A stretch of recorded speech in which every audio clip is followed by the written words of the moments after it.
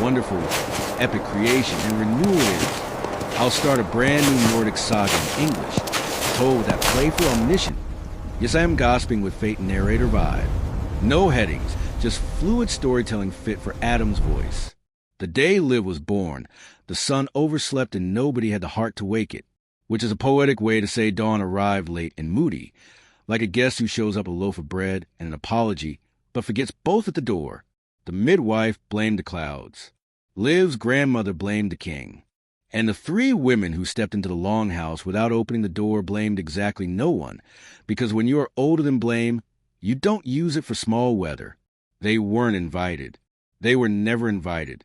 They still arrived, in traveling cloaks full of the smell of road and rain and unwashed prophecy. The first had hair like dry grass and eyes that counted. The second wore a knife and a thimble and trusted both equally. The third was young in the way mountains are young. If you think that's a contradiction, welcome to the north. They came to the cradle, peered in at the red, furious bundle you will soon adore, and the oldest said, "Let's keep this one." No one asked keep from what. Grandmother did not curtsy. She set her jaw. "The child's name is Liv," she said, "which means what you think it means, and yes, this is what we call foreshadowing press into a birth certificate."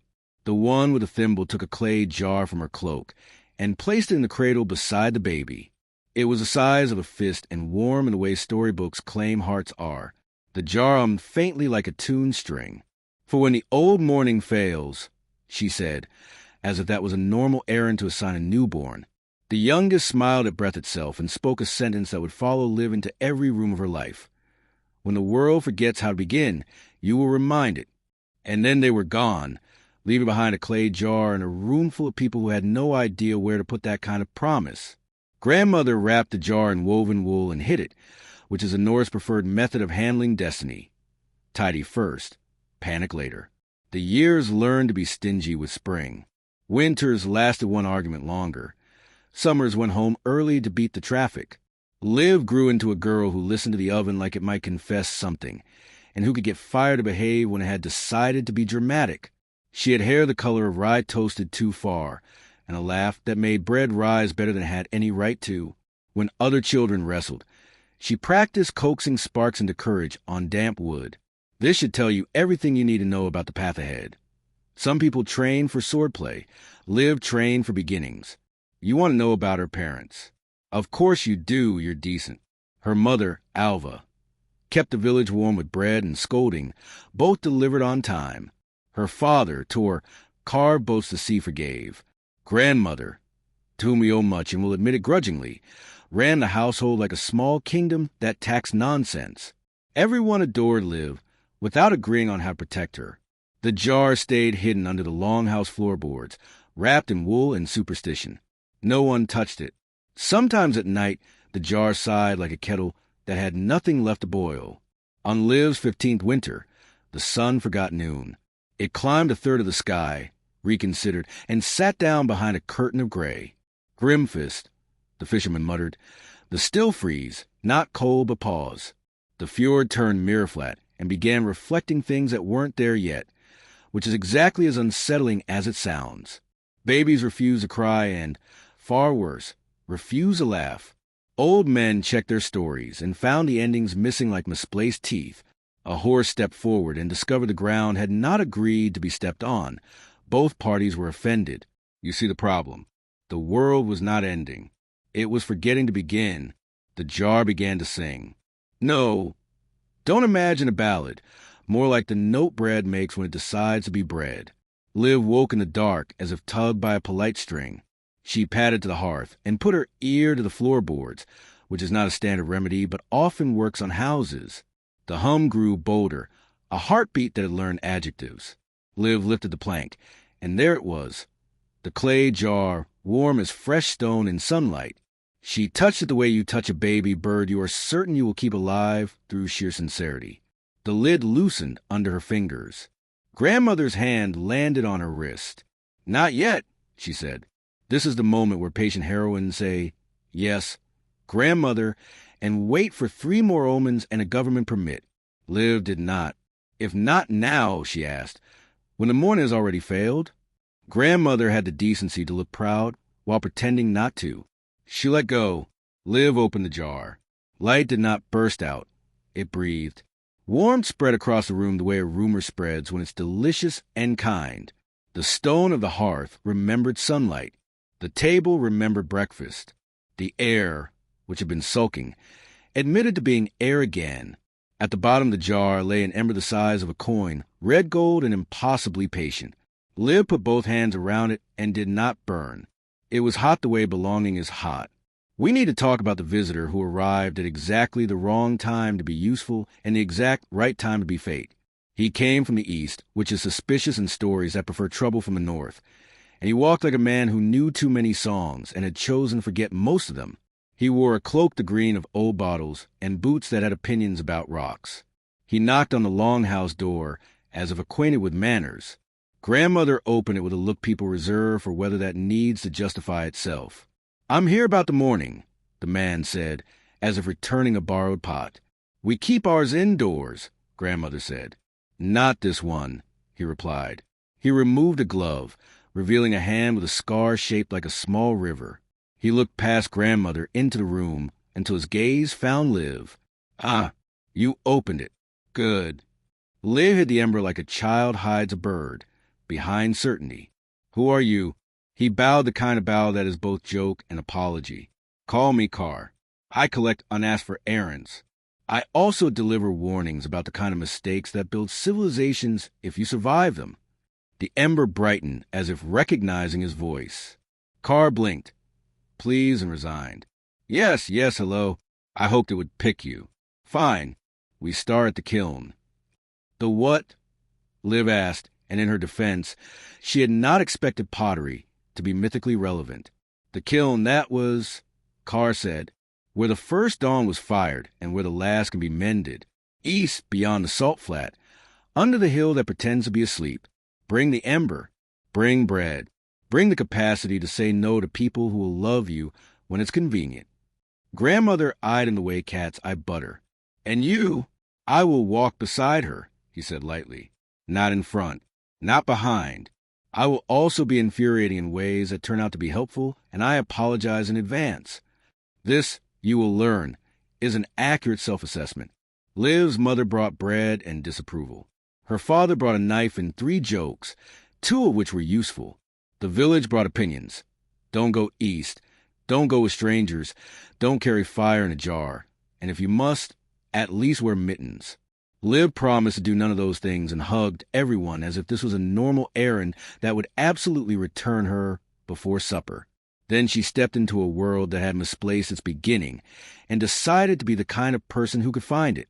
They walked into the still freeze, which is not silence so much as a pause thickened into weather. Sound arrived late to its own sentences. Sea and sky negotiated who would look more like a mirror. Carr spoke rarely, which is a plot twist you didn't expect, and when he did his words wore shoes. "The ember is older than language," he said, "but it likes grammar. You'll have to teach it yours." "Teach fire to speak?" Liv asked. "Teach it to listen," he said. "Speaking always follows." At the salt flat, they met the first thief of beginnings, which is a title we do not hand out lightly. It looked like a man and a memory had agreed to share a body. It wore a crown made of frost bloom and called itself Vit, which is a color and a warning. Vit stood on the path as if he owned directions and smiled the way a cracked lake smiles when a child steps on it. "Give me the jar," he said pleasantly. "I'll keep it safe." People who promise safety with that tone rarely mean your safety. Liv tucked the jar closer and answered as her grandmother would. "No." Vit's smile did not falter. It simply lost interest. Children shouldn't carry starts. They break them. Adults broke the last one, Liv said, because a girl with Jardin is legally required to develop a backbone. "I'm delivery." This is where Vit explained how complicated the world is and how naive girls with good hands make good tragedies. He lifted a palm and the air around Liv thickened into a slow syrup of winter. Carr stepped lightly to the side, not out of the way, into his way. He said one word that the air remembered liking more than it liked Vit. "First?" The freeze hesitated, offended by charm, and in that breath Liv learned her first craft. She breathed like the ember breathed. Long in, longer out. The jar pulsed. Warmth threaded her bones. The pause backed up a step and tripped on its own logic. Vit frowned. He was not used to losing debates with physics. You don't know how to use it, he said. You'll burn the wrong things. I'll bring the right ones to temperature. Liv said, and Carr, who had been waiting for her to find that sentence, smiled for real this time. They moved on. The path narrowed to the kind of line only determined people walk. The hill that pretended sleep loomed before them, a great dark thing with opinions. On its flank, a stone door wore runes like eyebrows. Carr put his palm to the rock. We need 3 knocks, he said. 1 honest, 1 clever, 1 kind. I can do honest, Liv said, and knock the way people knock when they aren't hiding their intention. The hill listened. A hum, distant as first light in an unbuilt window, answered. Clever? She asked. Tell it a true thing that thinks it's a lie. Carr said. Liv considered the ember's warmth, the sky's sulk, the world's reluctance. I'm afraid, she told the door, and fear is just love that isn't sure which shoes to wear. The hill liked that. The hum drew closer, amused. Kind, Carr said softly. Liv bent and set the jar on the stone. She warmed the cold face of the door with her hands until her own skin cooled, and she said, You may stay closed after we pass. Rest is also holy. The door opened. Inside, the kiln that was not a furnace. It was a room that remembered every dawn. Shelves held bowls no one had eaten from yet. The walls glowed with a light that hadn't decided where to land. In the center, a hearth waited, cold and hopeful, like a table set for an argument that will end in hugging. Liv knelt and set the ember in the old ash. The ash sighed and settled as if grateful for being asked to try again. Now, Carr said, and the lecture tone he kept leashed all day came out to stretch. Names, not of people, of beginnings you've known. Feed the ember. Liv thought of her mother's first bread after winter. You can smell this memory. It smells like relief, and said, Rise. The ember brightened. She thought of her father's first boat to kiss water, without immediately sulking, and said, Float. Brighter. She thought of a baby's first laugh, and how it startles a room into inventing color. Listen, she said, and the ember grew gold. The still freeze arrived anyway. It came down the chimney like smoke that had trained too hard, and across the floor like fog that had read too many orders. Vit walked in without needing doors. Of course he did. And behind him slid a figure tall and narrow and deathly patient. Not death. Don't be dramatic. Endings have jobs, and this one had learned bureaucracy. The figure wore silence like a badge. You're making a dawn without a form, it said in a voice that made clocks anxious. Unscheduled light disrupts closure. I am scheduling it now, Liv said, which is a sentence you only get to say once in a lifetime and mean it. Carr stepped between the newcomers and the hearth, all laziness gone. She's a rekindler, he said. Stand aside. Vit laughed the way ice laughs at eager feet. The patient figure lifted a hand, and the clay jar trembled. Liv put both palms over it. The ember threw its heat up her arms and into her chest and found there, finally, because we've been waiting, a room built for it. Yes, of course she would hold it. Of course it needed a person, not a pot. Dawn is not a thing on shelves. It is a habit in hearts, a recipe that requires hands. The ember climbed her bones and did not burn. It recognized the material. Liv stood up with morning in her rib cage and took her first steady breath as the kind of creature that could be a beginning on purpose. Leave, she told the patient function. It did not, because functions don't respond to tone. They respond to terms. I will return what I borrow, she added, every night. You can have endings where endings belong. Not here. Not now. Terms accepted, the figure said, offended but honest, and withdrew through a crack only it could see. Vit did not leave. Thieves don't. He reached for her with the casual cruelty of cold. Liv reached back and gave him warmth. Not mercy. The first stage of mercy. The kind that ruins a thief's hobby because it restores a part of him that remembers being someone's child. Vit flinched like a cracked pane introduced to sunlight. You can't keep that, he whispered, horrified. I'm not keeping, Liv said. I'm renewing. Light rose from the hearth. Not a blaze, an invitation. The kiln that was exhaled, and the hill lifted its head and listened to the foolish, brave possibility that the day might begin again. Outside, the sun remembered noon wasn't a rumor. The fjord shook off its mirror and resumed being water. A baby cried, then laughed, then did both at once, which is how joy often starts. The village looked east and felt bread rise somewhere in the future. Carr watched her with the look of a man who has guided many errands and only once arrived at this one. "The ember is yours," he said softly. "The jar is a reminder, not a prison. You will need both." Liv nodded and tried not to cry, because crying would boil the moment, and she needed it simmering. She set the ember back in the ash, which is not where it stayed. It had learned to follow. The jar cooled into a quiet weight. The kiln that was warmed into the room, where the first dawn would meet the next.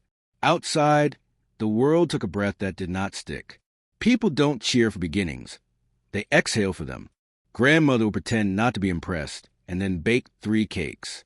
The gods, those old negotiators, turned their heads politely to see which mortal had remembered the rule they kept misplacing. The start is sacred. Vit stood at the door, smaller than he had been, more man than memory. "You will fail," he said, not unkindly. "Beginnings tire." "Good," Liv said. "Then they'll sleep and I'll wake them." He left with the dignity of a thaw.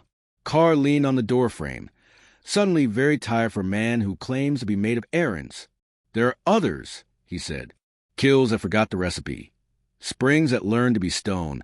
Hearts that closed for good reasons and kept the habit too long. You've given the world permission to ask. It will answer." Liv looked at the sky, which was ordinary again in the beautiful way ordinary can be when it has been briefly lost. She tucked the jar into her pack. The ember settled just behind her sternum, like a friendly tenant. "What now?" she asked.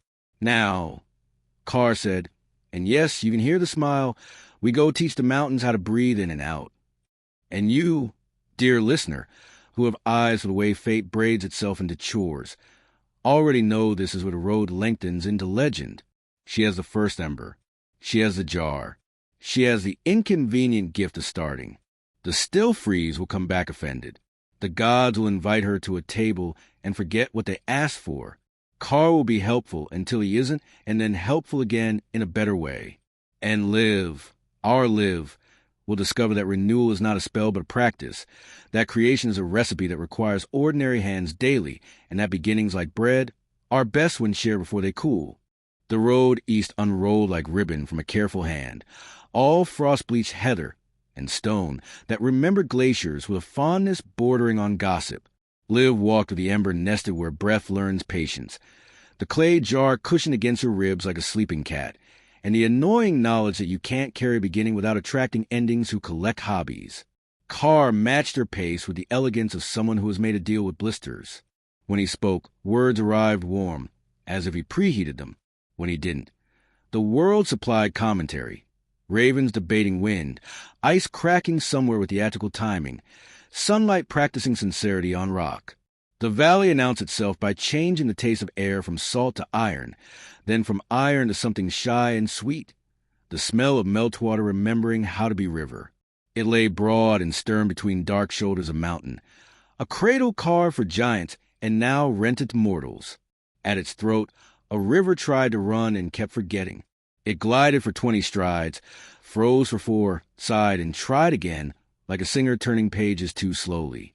Houses hunched along the banks with the posture of people who have learned to live with stall clocks. On the nearest roof, a woman beat a rug as if arguing with last winter. She paused mid-swing when she saw Liv and Carr, then resumed at more judgmental tempo. "Welcome to Stigil," Carr said, "the valley where water procrastinates." Liv felt the ember lift inside her chest, curious. It loved water the way bread loves yeast. As a co-conspirator, she pressed a palm to her sternum and breathed, long in, longer out. The river answered with a brighter 30 strides before it remembered to sulk. "We can help," she said. "We can ask," Carr corrected gently. Help is what arrogant people call asking when they're late. On the green between houses, a circle of elders pretended they were not keeping counsel. They accomplished this by sitting on kegs instead of chairs, and by drinking something clear that smelled like an apology disguised as courage. A girl with ash on her cheeks ran circles around them, chasing a goose who hated democracy. Liv waved. The goose made a noise that translates roughly to "fix your own problems." A woman separated herself from the green with the deliberate dignity of someone who has failed loudly and decided to survive. She wore a smith's apron, sun-cracked hands, and eyes that measured, weighed, then softened by 1 degree. "I am Ragna," she said. "I make what does not yet exist. You brought morning in a pot." Liv, who was trying not to look like a miracle peddler, held up both hands. "Borrowed, not owned. I'm Liv." Ragna's gaze dipped to the spot where the jar pressed a cloth. "Stygiel's river has been stopping mid-story," she said. "My bellows remember heat, but my coals gossip with ice. I promised this valley a bridge by solstice." Solstice arrived, yawning, and found me halfway. "Show me," Liv said before Carr could invent a more tactful sentence. Ragna led them to the smithy, a rib cage of beams and soot, the anvil like a black punctuation mark.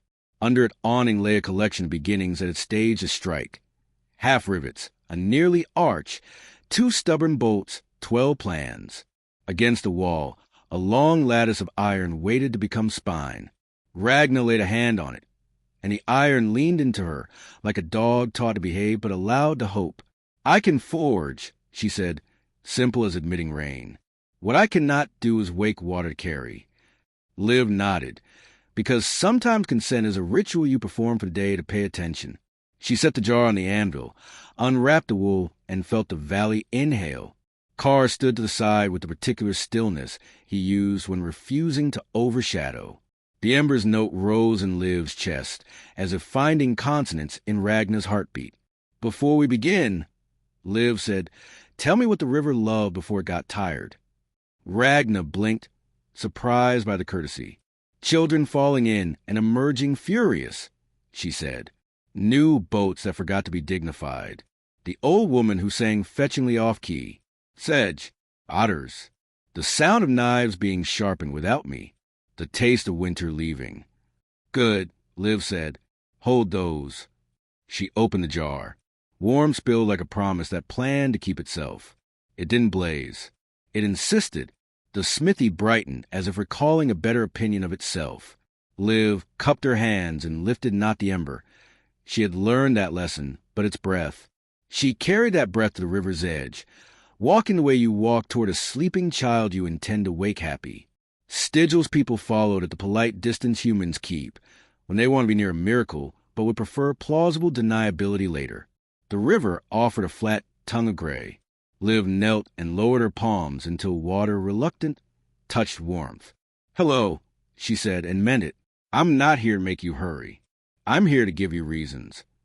The ember's breath slid into the skin of the water. A shiver ran upstream, a rumor deciding to be news. Liv closed her eyes. Inside, the ember lifted its face. In the quiet that followed, a new voice arrived. Not words, texture. The weight of winter that refused to leave because no one had asked it to. The memory of a vow broken at the ford. The chill of a hand let go at the wrong time. "Oh," Liv whispered. "You've been holding other people's endings." Ragna's jaw tightened like tongs around a coal. "My husband," she said low, 3 winters ago. The river kept him. I gave it a bridge in exchange. I am late. Liv didn't turn. Beginnings are shy when you name them too directly. "He fell?" she asked the river, though she already knew. She tasted the current's guilty tenderness.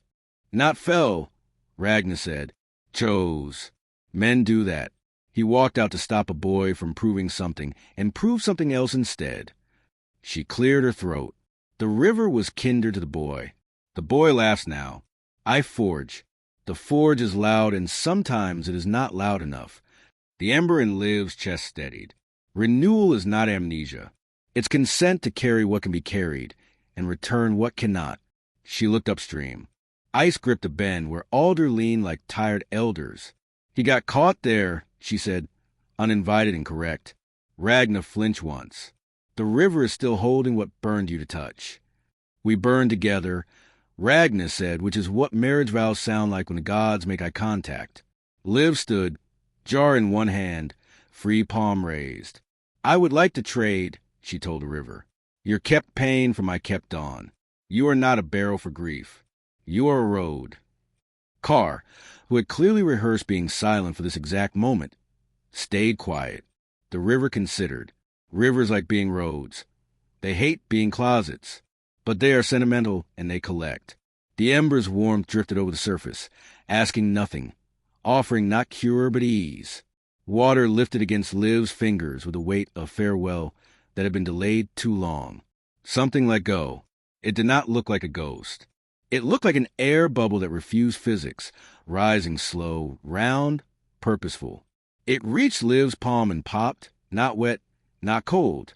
Done. Ragnar made a sound people try not to make in public. The sound that says I have nothing and I have something, and both are true. The river sighed. The ice at the alder cracked like knuckles. Current found vowels. It moved. The valley applauded with the restraint of northerners. 3 claps. Gnawed thoughtfully. Immediately asked what needs doing now. Liv exhaled and put the jar to her sternum, inviting the ember back toward rest. It hummed agreement, but did not exactly obey. It had learned the geography of her ribs and liked the view. Carr touched 2 fingers to the river, the way you sign for a delivery. Received. Your bridge, Liv said, turning to Ragnar. Let's warm the iron. They worked until the daylight promised to write them letters. Ragnar's hammer argued with stubbornness and won. Carr warped air just enough that smoke remembered manners. Liv fed the coals with the ember's breath in small, disciplined sips, the way you add milk to a sauce when you refuse to let it curdle. The iron lattice woke, stretched, pretended not to purr, and glowed the color of reasons. When they hauled the first span to the river, Stigill's people arrived with ropes and jokes, and that particular competence villages keep in a drawer marked use when miracles are inconvenient. The span kissed on. Rivets married holes. Ragnar set the keystone with a sound like forgiveness. The river slid beneath, newly interested in going somewhere. A boy. The boy, grown to 3 summers' worth of guilt and curiosity, stood in the crowd, clutching a bundle. He looked at Ragnar like a prayer that expected to be refused. Ragnar stared back long enough for him to learn that forgiveness is not deserved but given, then took the bundle and unfolded it. A simple iron charm, badly forged, heart-shaped because of course, stamped with rune that meant stay. She grunted. It will do, she said, which is the smith's version of affection. Night arrived, reasonably. The village unfolded trestles and soup. Liv sat with a bowl and discovered hunger behaves differently when a person has been on speaking terms with an element. She wanted salt, bread, something that had chosen to be plenty. The elders told stories they hadn't told since the river sulked. Foolish stories with sweet endings, which is medicine disguised as scandal. The boy sat at Ragnar's knee and pretended not to be forgiven. Ragnar pretended not to notice and therefore did. Carr leaned back on his elbows, hat down over his eyes, but don't worry. He was listening with that predatory attention people reserve for hope. Tomorrow, he said without moving, we go to the spring at Skalholt. What's wrong with it? Liv asked. It learned to be stone, he said, and got proud. Before sleep, Ragnar touched Liv's shoulder, callous thumb surprisingly careful. I thought renewal was a hymn, she said. It is carpentry. It is both, Liv said. Singing while you hammer saves wrists. Ragnar nodded. Your ember, does it burn you? It changes me, Liv said, slowly enough to keep learning. Good, Ragnar said. Slow is my favorite speed for miracles. At watch change, the valley breathed in that special way places breathe when they've decided to forgive themselves for a certain percentage of their past. Liv stood by the river bridge, Capelby now. You felt it too, and let the ember hum along her bones. The water chuckled around stones like an elder telling a joke he pretends you haven't heard. The aurora flickered high, late and lazy, in threads that looked, if you squinted, like a loom pleased with its own pattern. Do you know yet what that jar really is? Carr asked from the dark. A portable sunrise with opinions. Liv said, a yes that fits in a hand. A reminder that beginnings don't survive in cupboards. Also, Carr said, stepping into starlight, a debt on a timetable. The more you wake, the more dawn expects reliability. You can't promise mornings and then oversleep. I don't intend to, Liv said. Good, Carr said, because intention is a first liar. He smiled to take out the sting. You have something rarer, a habit forming. Why do you sound sad? Liv asked. Because habits threaten my profession, he said cheerfully. I am made of errands. When the world learns to start without me, I will have to take vacations. You could come for soup anyway, Liv said. He made a small sound whose shape was something you might one day call gratitude if he keeps practicing. Try to sleep, he said. Tomorrow we teach a rock to be thirsty. Dawn real, punctual, satisfied. Arrive with a little flourish, as if eager to make up for that rude absence earlier in our tale. Stigil woke like people who had discovered they enjoy their chores. They packed bread and wrote for Liv, dried fish for Carr. He bribed a dog to look grateful for him. And 2 small iron charms Ragnar pretended she had made by accident. The boy ran after them as they left, breathless with news. The river told a joke, he panted. What did it say? Liv asked solemnly. It said, try me, he beamed, and in that moment you remember why beginnings are a civic duty. They walked. Snowmelt gnawed new paths. Birch trunks glittered with the kind of light that makes even careful people skip. Once, when no one is looking, the road narrowed to a goat's opinion of safety. By noon, the valley had climbed into the clench of 2 ridges, and ahead of cliff spilled a white sheet that should have been water and was, presently, stone impersonating it. A frozen fall, not ice, petrified. The spring that fed it crouched above like a punished child who had learned to equate stillness with worth. Scowholt, Carr said, where stillness applied for tenure. Liv approached the stone water with the look bakers, reserved for dough that has decided it as a policy. The ember warmed, eager. She put her palm to the rock. It was not cold. It was stubborn. In its grain she felt the pride of having once been river, and been praised for it. So devoutly it went into statue.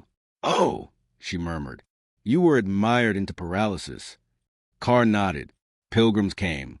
They liked the notion of time behaving. They fed it songs about certainty. It listened too well. Can you blame it? Liv asked. Praise feels like permission. That's why you praise motion, Carr said. Not pose. Liv stepped back and opened the jar by a finger width, just enough warmth to invite rather than bully. Remember beginning? She asked the stone. First drop, not first monument. The spring shivered imperceptibly. A bead of water formed on the edge of rock. It hung there, dramatic. It thought about audience. It almost retreated out of spite. Liv laughed. Not loud, not mockery. The kind of laugh you offer a shy child about to jump from a stump. The drop let go. It fell 2 inches, 3, struck stone, and from that insult to vanity, the smallest thread of water reasserted physics. The cliff did not melt into river in a romantic rush. This is not a soap opera. It's geology. It softened its posture. Little tongues of run resumed their grammar. Behind the fall, a cave blinked, astonished to be visible again. Air stirred with the scent of minerals and stories. Carr exhaled. If you had forced it, he said, we had gotten flood and regret. Invitation is slower, also permanent. A figure stepped in the cave mouth, hair wet, eyes lit from behind by a candle that had learned to aspire. She wore a dress made from someone else's feast day and a shawl knitted from bad decisions redeemed. In her hand, a hammerhead with no haft. Finally, she said, as if they were late to a party she had not announced, I am Ursa. I forge handle for vows. Also, I pay rent to a spring that forgot it was thirsty. She looked at Liv, at the jar, at the ember's glow under skin. Her mouth did that quick twist people do when choosing whether to test or trust. She chose trust, which is a difficult art. Help me make this into a tool, she said, lifting the hammerhead. I have promises to adjust. Liv took the iron. It was good, too good, an ending without grip. Who left it? She asked. Someone who swore never to love again and meant it too much.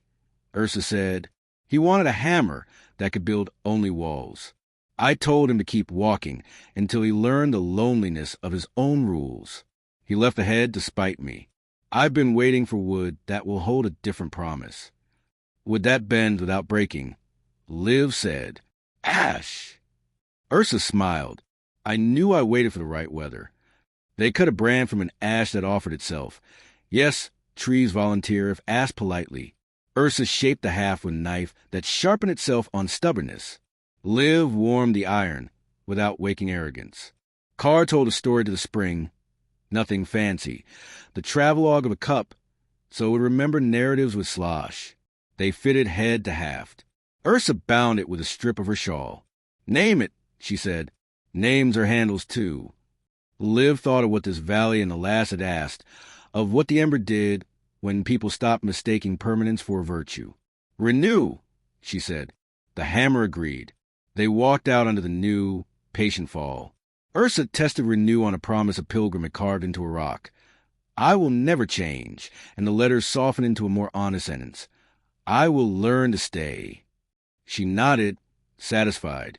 You're welcome to bread that will make you suspicious of other bread, she told him, which is how Ursa says gratitude. At dusk, as they sat at her cave with steam proofreading the air, Liv felt the Ember Bank itself down to reasonable.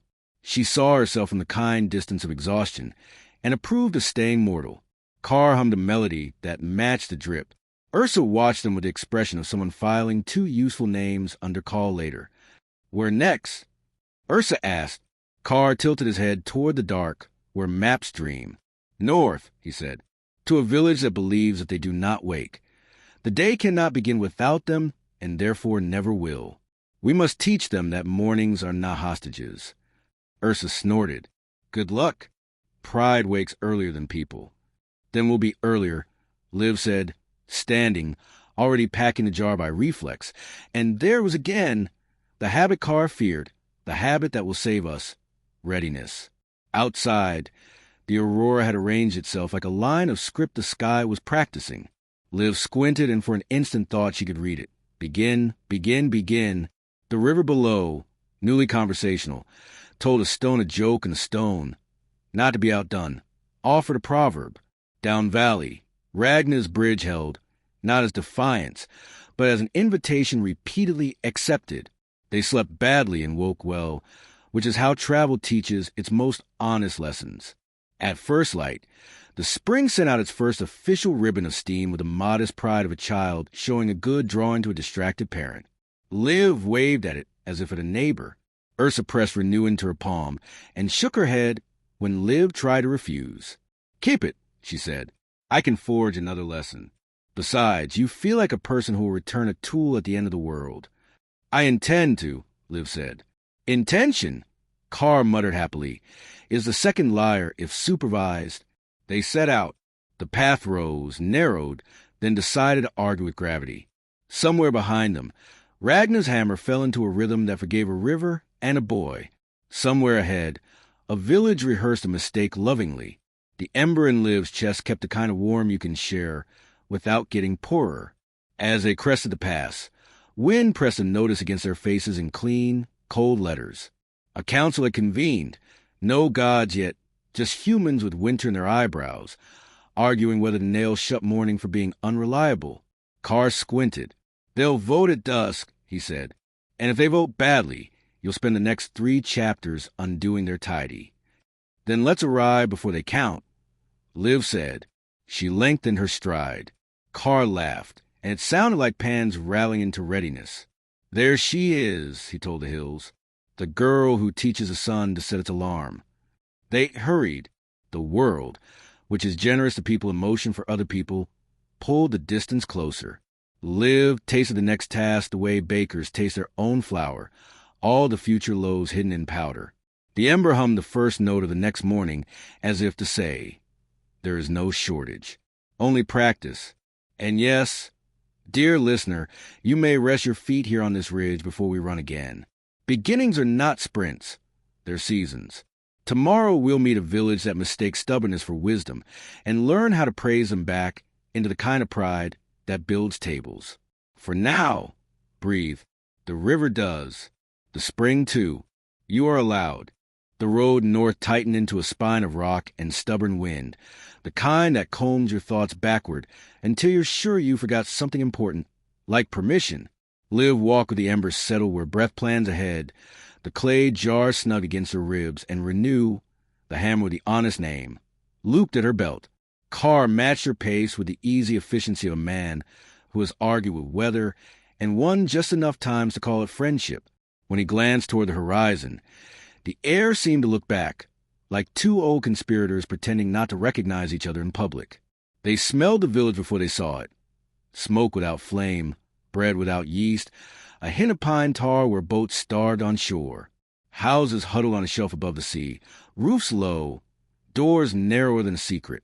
Every window wore a curtain of respectable doubt. The sun stood politely behind a cloud, waiting for its appointment. At the center of the settlement, a ring of benches and a black post held a newly hammered placard. Words stamped deep enough to wound announced the council's wisdom. Mourning shall be suspended until further notice. Underneath, in smaller letters, this is for everyone's safety. Ah, Carr said, cheerfully appalled. They've decided to kidnap Daylight. 3 figures stood beside the placard. A woman with hair the color of rocks that refuse advice, a man whose beard could be used to tow ships, and a thin, precise elder with a ledger tucked under her arm like a tame blade. Around them, villagers gathered with the posture of people who hope wisdom is a thing that happens to them from a distance. Welcome to Hald, the rock-haired woman said as Liv and Carr stepped into the ring. I am Eldred, first voice. We've agreed to suspend mourning until it can be trusted. You put the world in time out, Carr murmured. Eldred ignored him with dignity honed on winter. Night is honest, she said to Liv. It doesn't pretend. Dawn promises and underdelivers. We will not be fooled again. The bearded man folded arms like gates. I am Joran, keeper nets. We fish best in gray. Sun glares. The thin elder lifted the ledger. Astrid! No, not your Astrid, she added, catching herself. She had the air of a woman who remembered every name anyone had ever said to her. I am Sola. I record what happens.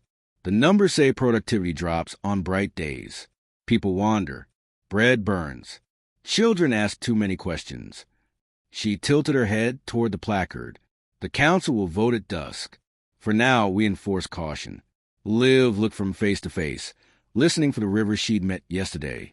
The current under the argument. She heard it. Losses counted in private. Promises broken politely. Grief kept so tidily it grew mold. Suspending mourning won't make the world safer, she said softly. Only smaller. Eldred's mouth did not move, and yet the room inside her face leaned forward. Smaller is manageable, she said. We prefer manageable. Carr had the sense to step back and make a little space around Liv, as if marking a ring in which truth would do its work. Liv put a hand to her sternum. The ember warmed her palm from inside, a yes waiting for a verb. What would trust look like? She asked. For mourning. Predictable, Sola said, almost wistful. Arrive at the exact minute. 'Cause no surprises. Apologize a glare. Belgian waffles, Joran muttered, then scowled as if the word had betrayed him. Ignore that. Eldred's eyes flashed. Deliver what it promises. No unseasonable storms. No uninvited births. No ships swallowed without proper paperwork. Ah, Carr breathed. They want a god they can audit. Liv tilted Renew in her hand. The hammerhead caught a sulky shaft of sun and made it behave. What hurt you? She asked Eldred, because leaders rarely begin with rules. They begin with a bruise no one treated. Eldred's jaw worked once. 3 summers ago, she said, my sister went out at first light to fetch her boy from a headland. Fog lay flat and innocent as linen. The sun should have burned it off by the second psalm. It didn't. The tide learned a new trick. I have waited for the morning to apologize ever since. Sola cleared her throat, ledger fluttering like a bird, trying not to be a witness. We wrote a letter, she said, stiff, to the appropriate parties. And you receive, Carr asked gently, silence. Correct silence, Sola said. Official silence. We interpreted it as permission to proceed. Liv nodded. She could have lectured. She could have opened the jar and overwhelmed them with warmth. That would be magic, not renewal. She could have promised the sun a timetable, which would be a lie the world would punish. Instead, she touched the placard with 2 fingers and felt the cold logic grip her skin. Fear can be elegant. You're not wrong to want safety, she said. You're wrong about how to get it. Joran snorted. We tried trust. Trust drowned. Trust, Liv said, is not a contract. It's practice. It needs tools. She lifted Renew. This one changes vows that became prisons. She touched the post. The words did not move. But before we adjust this sentence, you owe your reasons breath. Eldred squared up. You want a debate? I want a beginning, Liv said. Debates are how beginnings survive their first week. They took her to the longhouse, where light was permitted in tidy squares through pierced shutters. Villagers crammed the benches. Children peeked between elbows. A baby chewed on a spoon as if democracy tasted like wood. The council sat on the raised plank at the far end. Eldred banged a stick like thunder, politely requesting compliance. Speak, she said to Liv. Then we'll vote. Liv glanced at Carr. He nodded once. No charm, no metal. This was her craft. She set the jar on the table between her and the council. She did not open it. You want a morning that keeps its promises, she began. So do I. But mourning is a habit, not a hostage. It needs us to meet it halfway. Specifics, Sola said. I don't record sermons. Very well, Liv said, grateful. 3 tools. 1, bells. Not to command the sun, but to rehearse readiness. Ring before light. Bake bread to finish at daybreak. Boats launch on the 2nd bell, not the first rumor of gray. 2, thresholds. Hang a white cloth in each doorway at dawn. If the cloth moves, you open to the day. If it doesn't, you begin indoors. You act anyway. 3, witness. Choose 3 people each week to watch the horizon and speak what they see without interpretation. Trust grows where words and world agree. Joran rubbed his beard as if it had opinions. Bells we have. Cloth we can spare. Witness, that is work. Work is safer than fear. Liv said. Fear pretends it keeps you alive. Work actually does. Eldred frowned. What do you ask in return?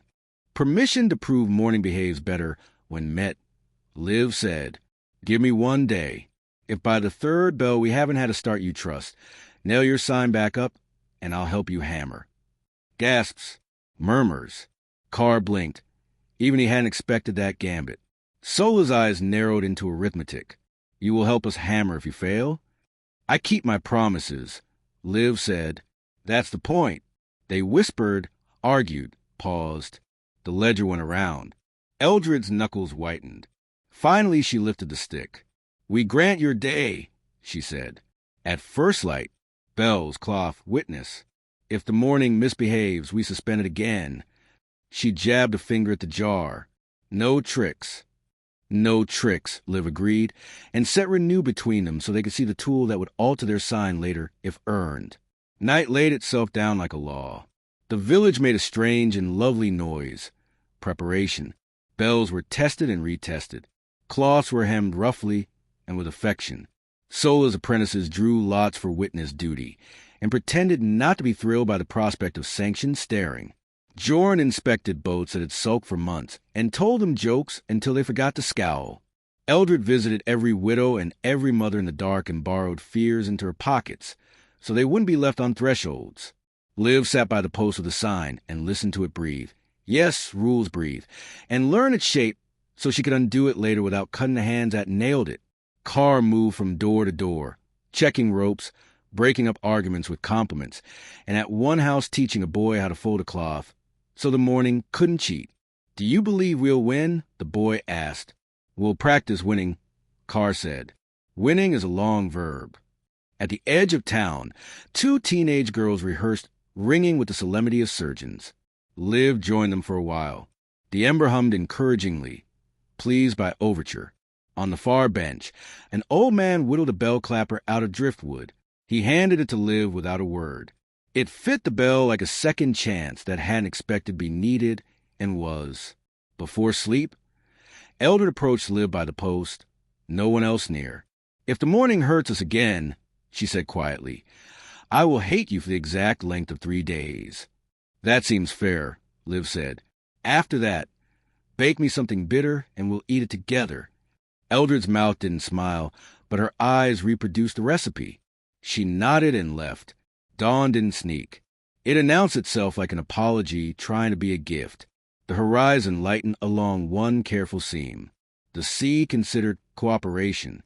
The first bell rang, honest and a little wobbly. Curtains lifted. White cloths hung. Children woke themselves, proud. The Ember responded under Liv's hand with restrained warmth, a sous chef following instructions. Liv didn't open the jar. She opened the door. The second bell. Jorn launched 3 boats. He did not look at the sky. He looked at his boat, which forgave him. Sola stood at the edge of the green, witnesses on either side, and spoke into the ledger. Light increasing steadily. No fog beyond ordinary. Wind from east polite. No omens detected. One gull rude but not prophetic. People laughed, then stopped, then laughed again, realizing they were allowed. The third bell. Eldred finally breathed. A finger of fog, thin, curious, slid around the point like a cat that remembers it lives here too. The crowd stilled as if someone had shouted, almost. Liv stepped toward the headland. "Sola," she called. "Record this. If fog come, ring again, not in panic, in welcome." She turned to the bell girls. One slow. They rang. The sound walked the water. The fog slowed, smiled, yes. Fog can smile, don't be provincial, and held off the harbor mouth like a neighbor who accepts no for now. Jorn's boats, nets ready, slipped beyond and began their old, beautiful work. On shore, a baker pulled loaves at exactly that moment, a coincidence practiced on purpose. Bread cracked like compliments.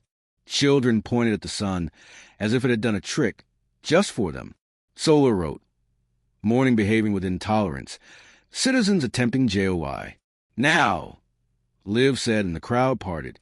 She stood before the placard. Renew felt heavy, right, patient. Eldred came to stand beside her, jaw tight, eyes wet with equal parts fear and insulted hope. "Shall we?" Liv asked. Eldred nodded once. Together, they set the hammer to the words. Not smashing, teasing. Renew softened the sentence the way steam loosens glue. Letters unhooked from certainty. Morning shall be suspended became morning shall be. And Liv paused, looked at Eldred. Met. Eldred said, the word leaving her mouth like a baby stepping on grass. Renew struck once, and the letters slid into their new places. Morning shall be met until further notice.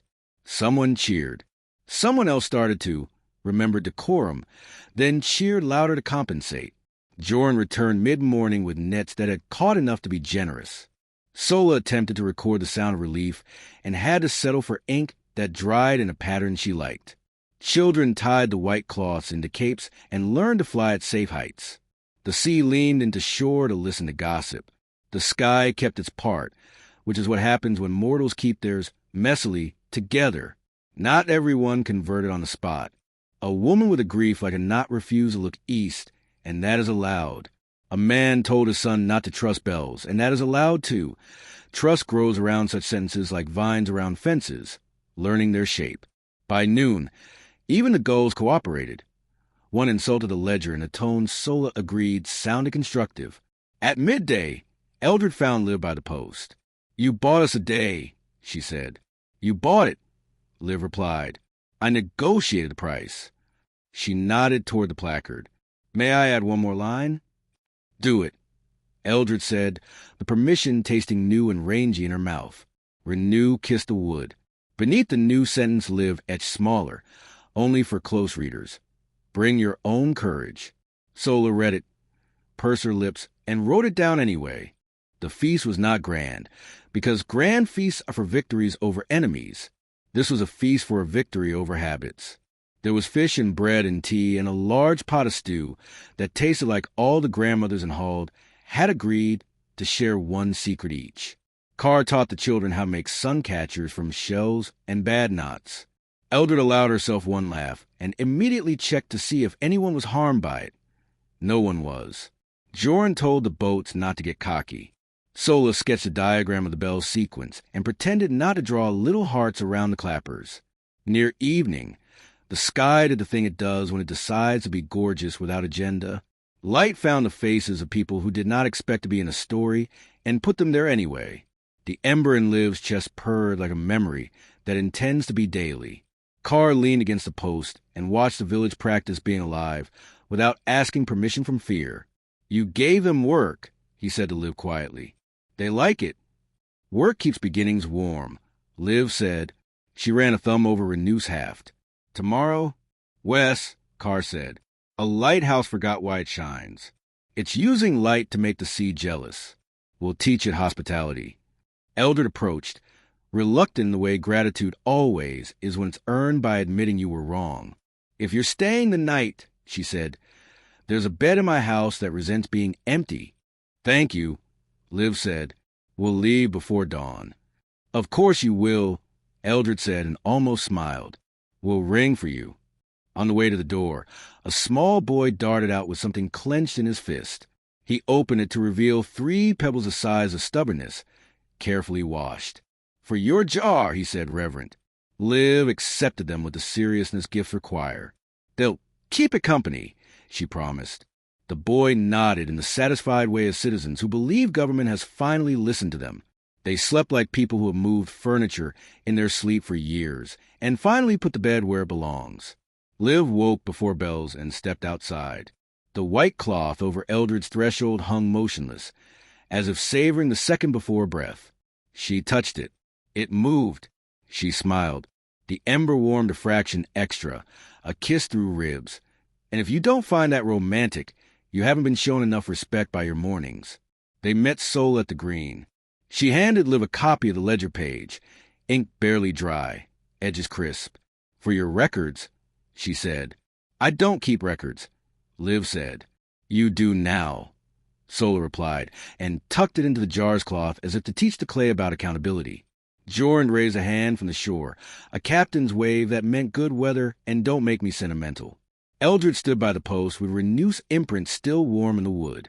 She didn't say thank you. She said, "If you meet a god, tell them we are doing our part." "We'll bring that rumor east," Carr said, wicked grin. "It'll make them nervous." They walked. The path unwound. The village settled into work. The morning continued without supervision. At the first rise, Liv turned back. From that height, Hald looked like a bowl of patience. The bells rang once, not for alarm, gratitude. Liv lifted her hand, and the sound met it halfway. "You were right to wager your hammer," Carr said. "It wasn't a wager," Liv said. "It was a lesson plan." He laughed. "Ah, terrible. You'll turn me into a student." "You already are," she said. "But I won't grade you."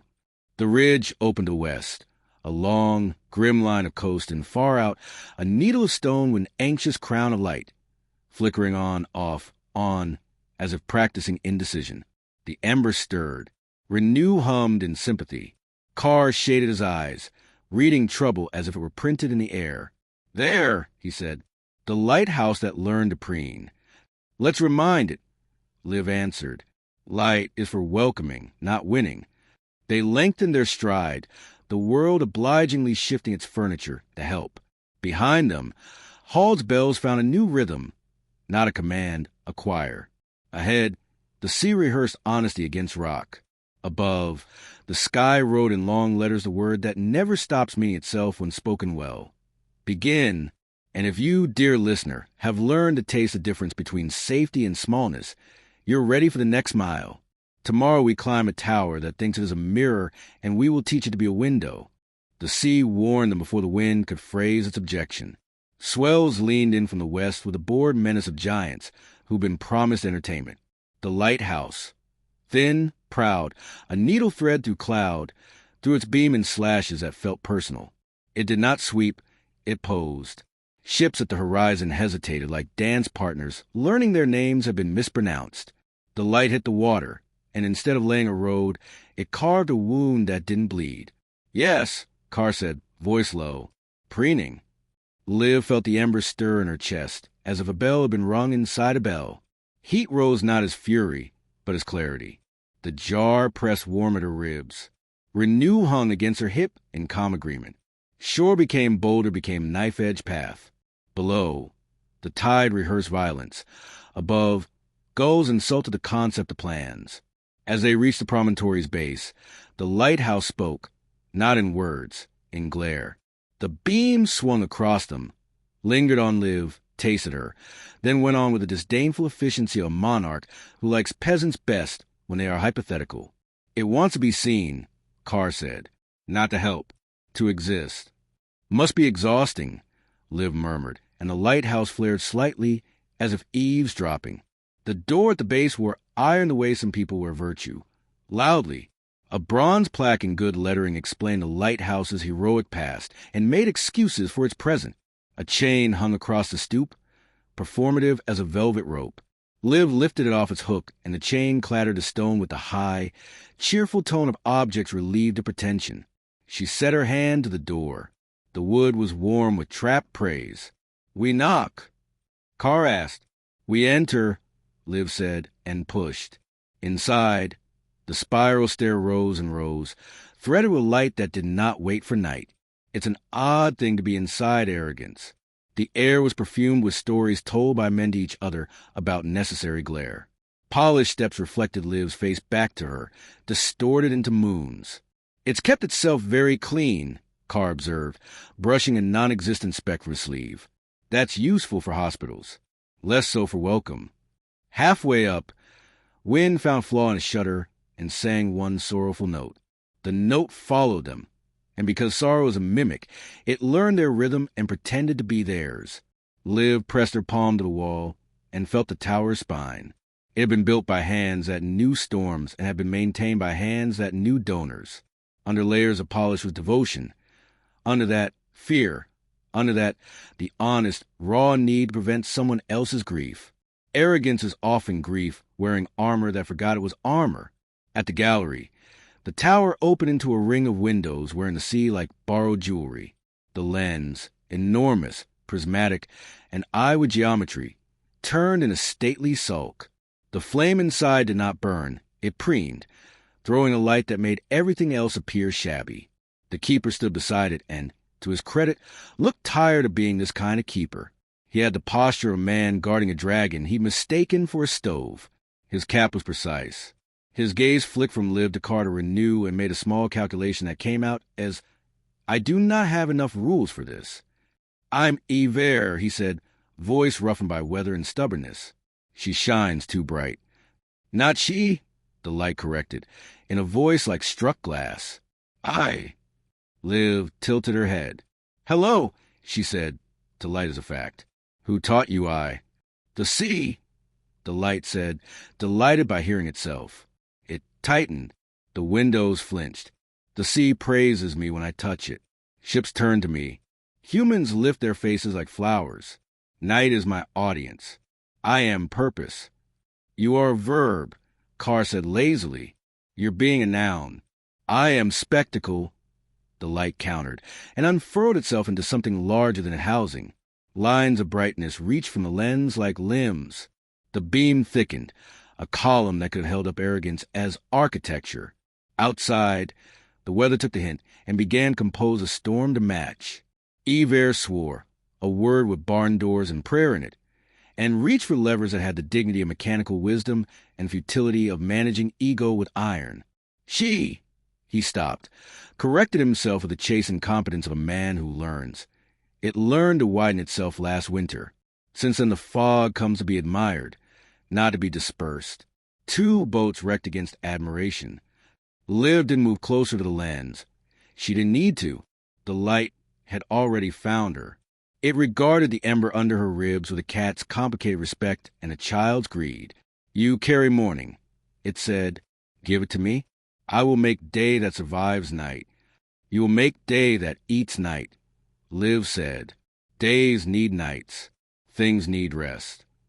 "Rest is for weak flame," the light said, and threw its beam straight into the sea. The sea took it and reflected it back doubled. The water near the rocks gleamed like a bad promise. Out at the horizon, a ship yawed. Startled, Storm decided it had found a plot. Wind arrived with a crowd of cousins. Carr's hand went gently to the air, not command, reassure. He gave the incoming storm an angle, the way you give a charging bull a cape in a doorway. Keep moving, he whispered to weather. Don't loiter. Live, lifted, renew. The hammer hummed a note of vows that have mislaid their reason. Ember, she said without looking away from the lens. This tower swore something once. Tell it back to itself. Ember shut his eyes. The old words came like muscle memory. I keep the light for mariners unknown to me. I keep it not for glory, but for return. I keep it in all weathers, in fog, in war, in ordinary. I keep it because loss taught us manners. The light stirred, annoyed by the presence of humility. Outdated, it said, flaring. Return to who? To what? See me and you will learn the only truth, that the world is better when it beholds me. Liv set the jar on the rim of the gallery. Wind pressed his cheek against the glass, curious, envious, questioning. She didn't open the jar. Instead, she laid one hand atop it and with the other touched the lens, just a fingertip, just enough to be counted. The lens was warm, then hot, then the temperature of a dare. Liv did not flinch.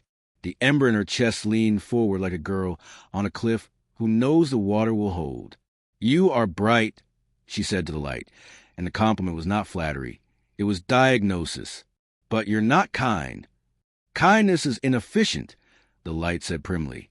So is repair, Liv said. And yet, the storm arrived looking like an apology that had lost its station and decided to audition for opera. Sheets of rain wrote on the tower in cursive. Thunder cleared its throat, then remembered joke and told it twice. The beam thickened, turned from white to a greenish arrogance, and stabbed at the squall. The squall laughed. Lightning took the joke personally and came down for a talk. Ember grabbed a copper rod, a good one, and grounded what he could. Carr leaned into the weather with that small, careful bias he's so good at, tilting gusts so they bragged each other instead of shoving people. The light cast itself outward, harder. Waves rose, confused about whether to be audience or enemy. Enough, Liv whispered, not to the sea, not to storm, to the part of the light that was listening beneath the narcissist's story. How will you make me enough? The light challenged, voice straining. I am what I am.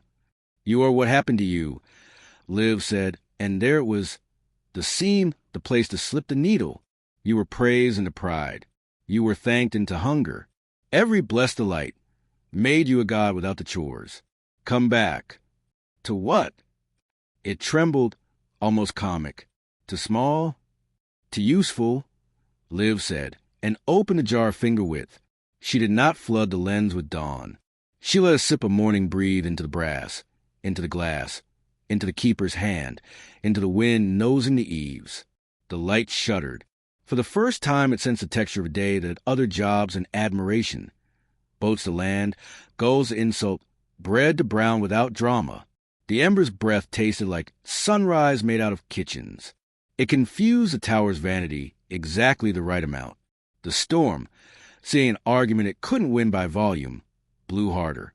Rain clawed at the gallery. A bolt stepped down the air like a god who had attended a few too many councils. It struck the far parapet. Stone sulked. The beam tried to outshine lightning, always a mistake, and flared to a shriek that shook bird nests clear across a headland. Stop looking at yourself, Liv said, not unkindly, and struck the gallery railing with renew. The hammer's sound was not loud. It was tuned. The vowel hummed, found its original note, and spread through metal, stone, glass. Ember breathed the old words again, this time with the weariness that makes vows sincere. Carr spoke to the wind, and the wind remembered sailors' hands, how they curse and sing and weep and still show up. The light flickered, caught this different attention, and faltered. You will dim me, it accused. I will steady you, Liv said, and you will make paths, not portraits. She took the jar in both hands and lifted it toward the lens, not to feed it, to teach it. Look, she said, this is morning. It is not applause. It is invitation. You can be that. The light fought. Of course it did. The world is full of beautiful things that would rather be adored than employed. It swelled, pressed against the lens housing, tried to break the brass like an egg. Renew's hum held the screws to their jobs. Ember, seeing his cue, cut the fuel with a movement that was both apology and instruction. The flame lowered from spectacle to flame. The storm leaned in for a last try and saw, to its surprise, a beam thin and clean as a promise. It sighed, and went to brag somewhere else over hills that enjoyed that sort of thing. Down below, a ship that had been flirting with trouble felt the difference immediately. The lean of its canvas changed by a thumb's width. The helmsman swore affection at no one in particular and set his course along a line of light that did not scold, did not flex, did not pretend to be a god. It simply showed how to come home. The lighthouse groaned like a vain man learning to share a mirror. Then it exhaled the way towers do when they remember they're hollow for reasons. The beam steadied into a patient revolving slice that kissed sea without bruising it and left sky to its own vanity. The room cooled. The lens glittered, not peacocking. Quiet jewelry on useful bone. The voice in the tower did not vanish. It changed register. "I am seen," it said, uncertain for once. "You are useful," Liv said. "That lasts longer." Ember sank onto a stool with the graceless grace of men who have ended an argument married to their livelihood. He rubbed his face. "I forgot the words that came after keep." "Welcome," Liv said. "They were always them and homed." Carr leaned on the window frame and looked out where storm was rewriting its boasting into weather reports. "Good," he said to the air. "Be rain. Be wind. Don't audition." Liv closed the jar. Inside it, the embers settled with contentment of a worker whose shift made sense. Renew cooled against her thigh. She touched the lens one last time, an affectionate pat more than a benediction. "You don't need us to keep you honest every night," she said. "Make a list. Fuel. Polishing. Turn. Do not admire oneself for too long. Repeat." "Is that a vow?" the tower asked, suddenly eager to collect one more. "It's a chore chart," Carr said. "Sacred." They descended the stair, with the storm's fading commentary tapping behind them. At the base, the bronze plaque was still attempting heroics. Liv wiped the last line with her thumb. The words shifted, from glory to for return. The metal looked relieved. Outside, the sea was still itself, which is to say loud and ambitious, but had given back the edge of hunger it had borrowed to admire the light. Fishermen on the long curve of shore pointed skeptically at the beam, then nodded like men agreeing to forgive a neighbor who had mended the fence without making a speech about it. A child on the bluff waved a shell. The lighthouse, awkward but game, sent its slice across her face and set her teeth to gleam. She cackled. "It tickles." "Named," Carr said. "You hear that? You're now tickle." "I am guide," the tower insisted, but less offended than it would have been an hour ago. Ember walked him to the path with a basket of bread that had learned the tower's new humility. Crust crackle, crumb patient. He produced, from a coat that had no right to such pockets, a length of old wick. "From before," he said, "in case you need to remind someone else how to be small and bright." Liv tucked it into the jar's cloth. "We meet many someones," she said. "Tell the next one," Ember said, almost pleading. "It's not shame to be less than one hope before dinner." "It's survival," Liv said. As they headed inland along a high ridge, the storm pulled itself together and went to harass other cliffs who enjoyed flirtation. The lighthouse's new beam measured the evening with respectful patience. The ember warmed in Liv's chest like soup learning a song. Carr walked beside her silent for once, hands in his pockets, face aimed at nothing in particular. "You didn't meddle much," Liv said. "I nudged," he said. "Pride is allergic to fingers. You did what I can't. You gave it a different audience." "Kindness," she said, "and chores. And a hammer that changes opinions into odes," he added. "I want a copy." "You'll misuse it," she said, cheerful. "I will," he agreed, "which is why I'm not getting one." They camped above a cove where waves practiced being reasonable against stones that had tenure. Liv set the jar near the fire and watched its clay sweat gently. The way pots do when they remember steam is a kind of prayer. Carr roasted something unnameable that tasted of the sea telling a joke about chickens. The lighthouse's patient swing ticked the horizon. Ships marked on their maps with a fondness that was spread. Tomorrow? Carr asked, after the second cup of whatever lived in his skinflint flask. South. Liv said, surprised at herself with a certainty. To a grove that doesn't want spring. Trees that refuse their cue, he said. Rude. Afraid, she said, like anyone else who's been admired into stasis. He lay back, hat over eyes. You're building curriculum. I'm writing a recipe, she answered, for beginning again and again without burning the pan. He laughed, soft, and the stars, who love a competent cook, leaned closer. Below, the tide breathed out its own old lesson. Arrive, work, rest, return. The tower, newly hired to humility, kept time with the patience that makes night survivable. The Ember purred. Liv slept the sleep of people who are needed tomorrow by something bigger than gratitude. At dawn, the air smelled like wood that had chosen to become house. The lighthouse ticked its slice and did not preen, and if in that moment a god lifted a curtain and looked down to consider whether to be threatened, it dropped the curtain with an embarrassed cough and decided to learn. And you, listener who has come this far with your own mistakes dressed in bravery, may take this one lesson and keep it. Light that makes roads is holier than light that makes portraits. We are not here to be admired. We are here to welcome each other home in weather. The path south waited like an unrolled spool. Liv lifted the jar. Carr adjusted nothing, and somehow made the day easier. Renew thudded its small, encouraging weight at her side. They walked. The sea resumed gossip. The tower, politely, disappeared behind the curve of earth, which is where good work belongs after it's done. Present, not demanding. The wind wrote one word across the heather, in a handwriting Liv was learning to read. Begin. She did.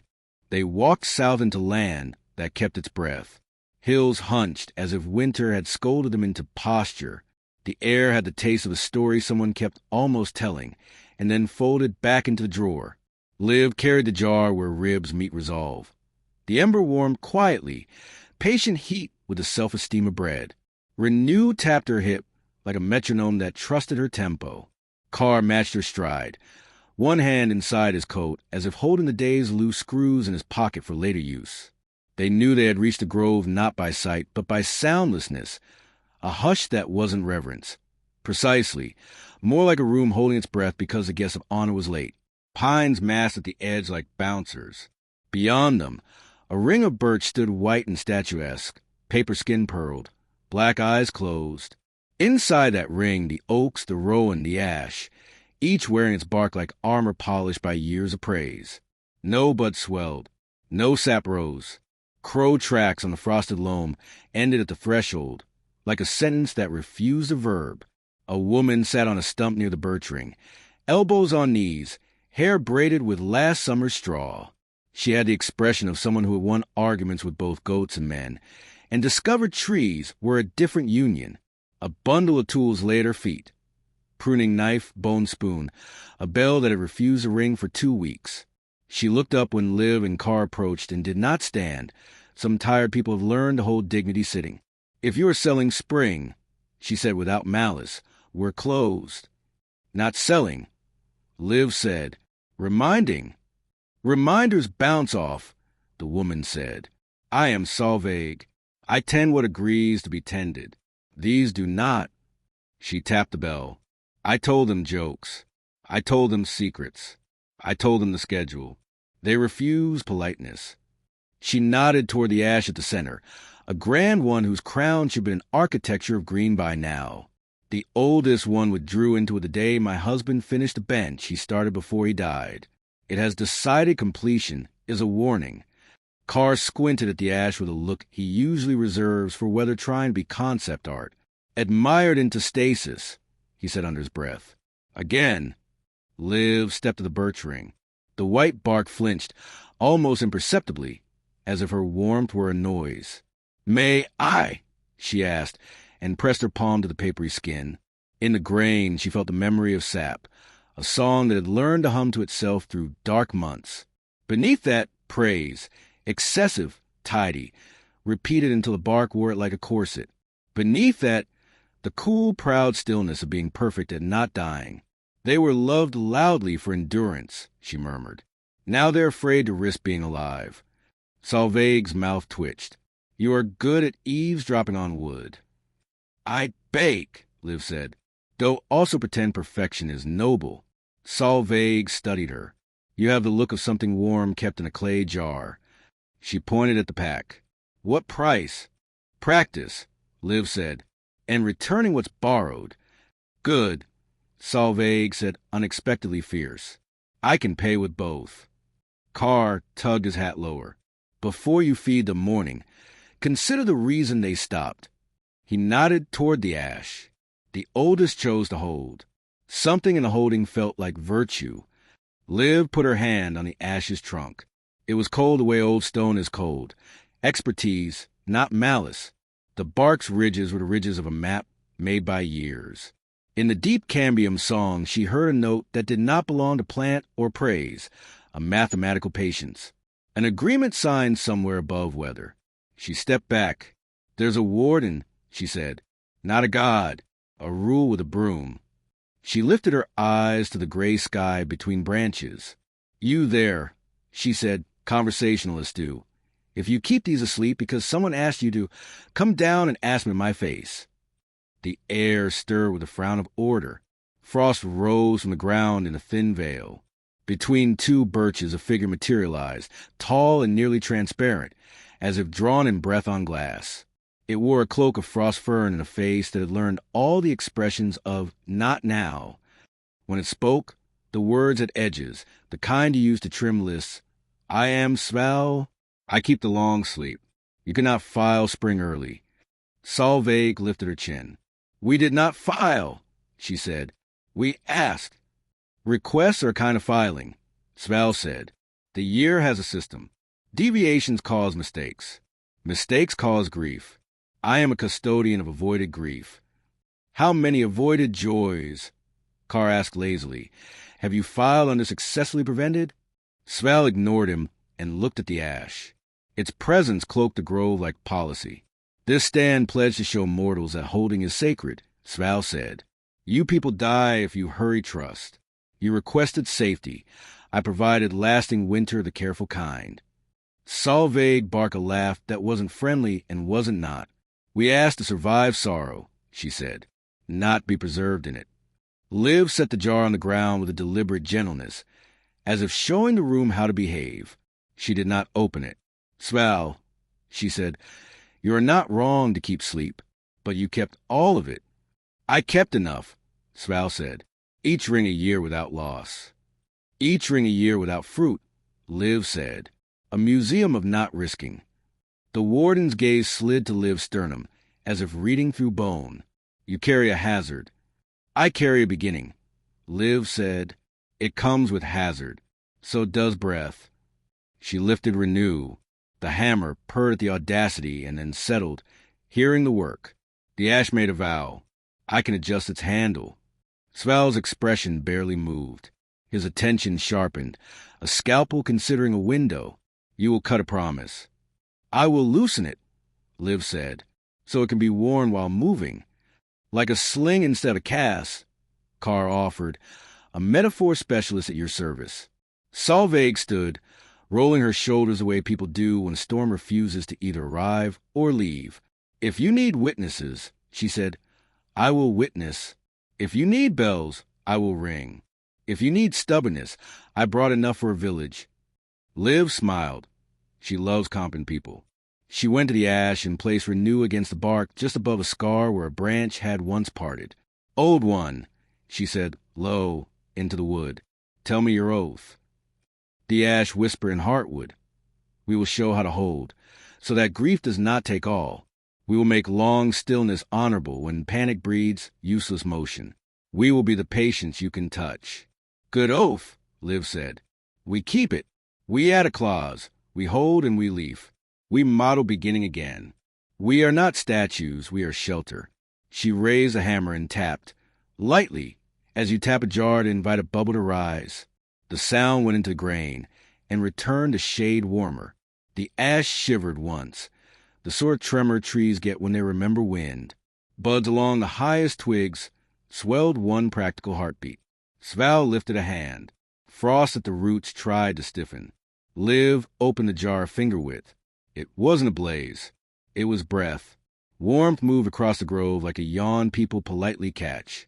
Birch bark took the glow and reflected it into the understory. The ember's note threaded with sap's old melody, reminding of the part in the score where violins return. Liv pressed her palm flat to the ash. "Begin!" she said, not as command, as permission. Sval stepped forward. Frost lace tightened around his wrists. "If I let these rise, the first storm will break them." "Then teach the storm manners," Carr said. "Or better, teach the trees how to sway." Solveig rang her bell. For 2 weeks it had refused to ring. Now the clapper struck bronze, and sound traveled into wood, into bird, into person, into policy. "Ring for practice," Solveig said, eyes wet and fierce. "Ring for bloom." Sval's face altered by one opinion. It might have been regret. "Mortals always ask me to move the line," he said. "I am tired." "Good," Liv said gently. "Tired is where habits learn new shoes." She lifted the jar a fraction more. The ember exhaled a ribbon of morning that caught the ash's highest twig. A single bud broke, not theatrical, workmanlike. Green unfurled with the immodesty of truth. Birch leaves trembled in sympathy. Rowan wore a hint of red, like a future decision. The whole grove inhaled. The first inhale after a long winter bed, and exhaled the smell of rain that hasn't fallen yet, because it is admiring itself responsibly. The warden watched. When he spoke, it was not to forbid. "If I release my hold all at once," he said, "they will surge and tear." "Then choreograph," Liv said. "Stagger it. Give each ring the hour it needs. Be the kindness of order." Solveig whistled something you could file under tune if you were generous. She clapped on 2 and on 3. Carr took the downbeat because weather enjoys rhythm and will adjust for it. Sval lifted both transparent hands and, with the delicacy of a librarian reshelving breakable gods, loosened Winter's fingers from spring one knuckle at a time. Buds opened. First a few, then a congregation. Sap rose like a rumor, deciding to be policy. Birds argued in sudden new housing. An owl, offended, stamped into a deeper hollow to resume pretending daylight doesn't count. The ash eased into leaf the way an elder returns to dancing. Dignified, amused by its own body, delighted against expectation. Liv felt the rush in her pulse, a friendly echo. Renewal is like that. It borrows your blood to move the world, and pays back with interest that tastes like laughter. Something broke then, not with rules. The hush that had held the grove undid. Sound returned in full sentences. Insects rehearsing, wind finishing previous thoughts. A child outside the birch ring squealing, because life had chosen its exact radius to proof itself. Solveig leaned on her bell and cried exactly twice, each a clean drop, then wiped her face with professional rudeness and began issuing orders. "Mulch here. Take that deadfall to the path." Runes for thanks on those stones, small and mean, so the gods can read them without blushing. "Carr, I don't know what you are, but bring me that cloud lower. It's too proud." "Gladly," Carr said, and gave the cloud a reason to cooperate.